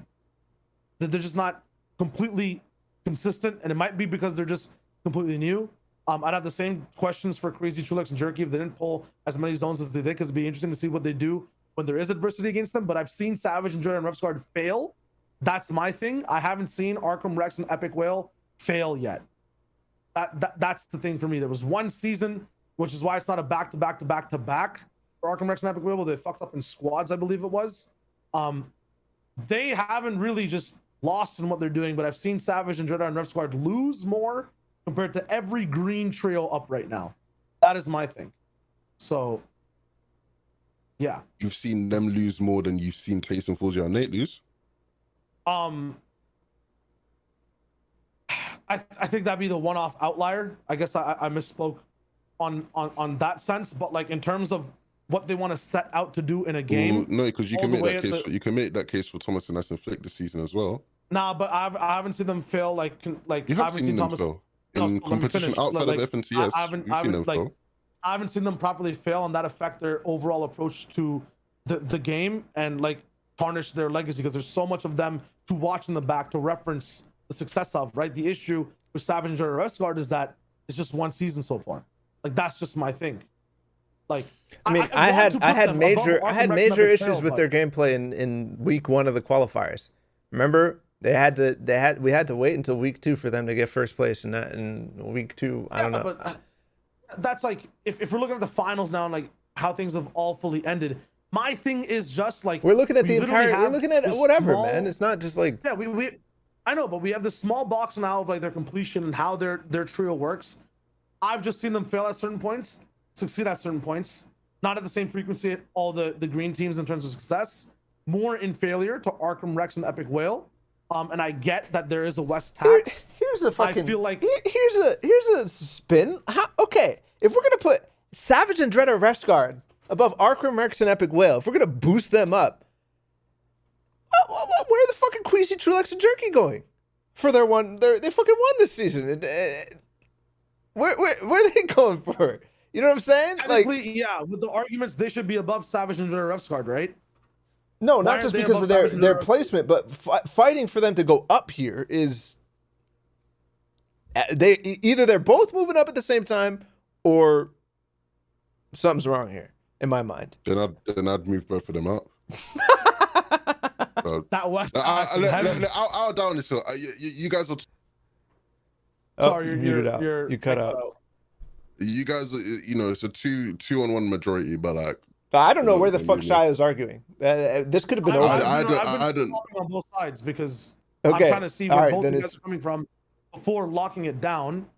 For me, this is literally just two teams and a majority of teams we've seen play each other versus an outlier coming in. The question is not where do Savage and Dread Refsguard go, where does Queasy Trilix and Jury go. They're up and down. They have to be right there side by side. The question is, where do Arkham Rex and Epic Will get placed? Yeah, let me give my piece on Savage and Dread Refsguard, because I haven't look, I'm excited about their future and whatnot, but this season, while they got second and their second place was phenomenal, it was really, really good. What they did in the grand finals was very, very good. The points before, outside of week one, they got first in the round 3, and then they got 6th, and the 6th place, I was just very confused. I'm like, they have uncontested Steamy. They are, and they're just not taking any good routes. They're not doing anything. They're not taking the power positions that they should be taking. And when they do, they are not timing it well, or they're getting bullied away from these positions. They're running, surge problems because of that. Maybe they fix those, and that's how they get first in week 1. I need to see more from them over a next season, because Savage is a new addition to the team. And for me, yes, he had his best individual performance, but he has been very, very, very drastically different, right? From the eye drop trio to the season before that to now here. I think this is his place. I do think that this is his place. And I hope this continues. And I will gladly start to rate the shit out of this entire team. But to put them above Arkham Rex and Epic Will 3 times, I think that shit is disrespectful, Evan. Here's my thing, though. Here's my thing. So this is where I'm kind of getting a take here and where I want people to be. Okay, let's hear your take finally, please. So my take finally is that just like you, that you want to see one more season of Savage and Dread Refsguard, I want to see Arkham Rex and Epic Will challenged. That's my thing. Okay, I feel like we all want to see that. Yeah, I understand. Where's this Lincoln? And because of that, I feel like they deserve a seat at the top table of the top 10. They have to be involved. But at the same time, when it comes to head-to-heads, that tax weighs heavy. I like the idea of moving Savage and Queasy's trios up and putting Arkham Rex and Epic Will at 9th. If we're talking about shit that we've actually seen happen between teams and shit that we've seen that's comparable between the region that 2 teams are on, if we're using logic here, we'd have to put the outlier lower. Like, unless you guys want to just believe in faith and believe. That's obviously we can see at. things. We can move up and actually use our brains and analyze and compare about things that we'd have to do because we don't have concrete tape of watching Arkham Rex and Epic Will play in a top tier lobby on the same ping and whatever. But for me, I feel like the 3 wins garner respect. Putting them at top, at 9th, is not disrespectful, right? We've seen what Savage and Dread Refsguard can actually do against many of the teams from 1st to 6th and the teams below them. We just haven't seen that from Arkham Rex and Epic Will. So just similarly as to how we want to see more seasons from this trio or that trio, we want to see some little bit more consistency here and there from others. Jack fell off one season, and Lex and ZX Swedes just fell off this season. That's why they're kind of lower. We just haven't seen these guys in a hard region yet. And I understand it's 3 back-to-backs. If it's 4 and we're in the situation, maybe then it's higher. I don't know. I think the NA West tax will never keep them above top 5, no matter what they do. Honestly, they could win the next 2 FSTS. I don't think the NA West tax is going to allow them to get over top 5. Is going to take them down from the 1st and 2nd place EU teams. I think that's what it is. The NA West tax, and I get that it's 3 times back-to-back. I understand. That's actually insane. But the NA West tax will keep them down from the 1st and 2nd place. One final thing on this consistent piece, the back-to-back is we just demoted the Queasy Trulex and Jerky train by using the fact of Jack Slacks and Acorn and how they just won last FNCS, but look at them now, and now they're falling off our power rankings, and that's why we couldn't put them too high, and that's why Slacks, Acorn, and Jack last season would have been 8th or 9th. We just made that argument. I made that argument. Everybody agreed, and now we're fucking putting 3-time in a row FNCS of Arkham Rex and Epic Well, and everybody's hype about how they're innovating, how they're ahead of their meta and whatnot. And we're gonna put 2 teams who just placed 1 time in 1 season. Granted, it's not necessary. You can use different pictures. You can use Queasy Truex from Duos. You can blah blah blah blah blah and Dreaded Refscart from last season. But the reality is, 2 new trios. They just did very well. Yeah, we just demoted a team because because it was just 1 season, and it's obviously why we made that case. So why are we gonna all of a sudden do the opposite, just because they're EU, and just because of NA West? Well, you just said it, because they're EU and because they're NA West. But if you don't want to do that, fair enough. All right, I'm done with the argument. I made my case. We just let Shio, the guy who we're trying to convince, kind of talk for like 20 minutes. But the thing is, Shia's the one that, in theory, you've seen the most of them. That's why, to me, the fact that you're not definitively just saying, yeah, is like, for me, I'm just saying, this is a dub for me. Look, I'll give you guys probably won't understand this. If you want to look at my personal list has Arkham Rex Epic Will at 7th as well, and I have seen them both, and I've seen them dominate. If we're doing this, I would lock things in right now, just based off the 1 season. If we really want to get super logical with it, we could have them at 9th. I feel like either way, what's your choice? It's indifferent. We're at 2 hours and 40 minutes. Lock it in the way it is. Lock it in the way it is right now. Okie dokie. Okie dokie. Boom. Cool. Okay, are we gonna argue about the 10th place? As long as we understand whatnot. Does it matter? Guys, wait, for the people listening, guys, for the people listening who understand this, PSG, Juventus, both dominated for the past 8 years. Absolute wallies in European competition. You guys will understand what I'm trying to get at. I'm not saying that's going to be Arkham Rex and that, but it's just when you're making a ranking, that's just how I see it. Fair enough. I don't know anything about. I just know when I was in school in Belgium, Juventus was like the team that people were fucking like, they were like hyped about. And I was like, I would try to like get studied up in my, my middle school football, and I'd be like, what the hell is this team? Like, I could never find them anywhere. Could never find them anywhere. Can we actually make a change? Yeah, we can make a change. No. We can make a change now. Switch Arkham Rex Epic Will, make them 8th, and make Savage and Ref Squad 7th. No. Why? No. Why can't we do that? Because that seems like the most. That seems like the most balanced thing here. No, because I do actually agree with Bala's take in the sense of like, those 2 slide together. I think Savage and Queasy slide together, even though I don't necessarily think it's the same, because I do think Rescott and Dretta from last season at least, that core is a lot more established and they've shown more, whereas Queasy and Trilix didn't play with each other last season. So like in trios, there's more of an unknown quantity in terms of the expectation, but I do still think, those 2 slide together.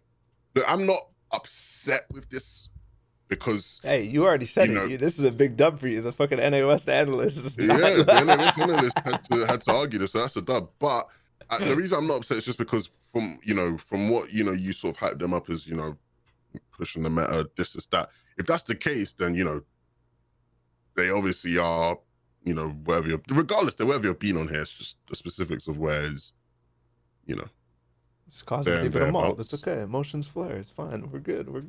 Just shows they're passionate about Fortnite. Apparently we don't, I'm a football analyst, Valorant. So, apparently, we don't care about Fortnite anymore. But all right, locking it in. This is how it is. All right, 10th place. Is this it? Or is Clement, Floki, Deciptos, or he just made like Shio Ball 11 2K like Benji Amplified Matzo, who is dead now, right? I think they're dead. Yeah.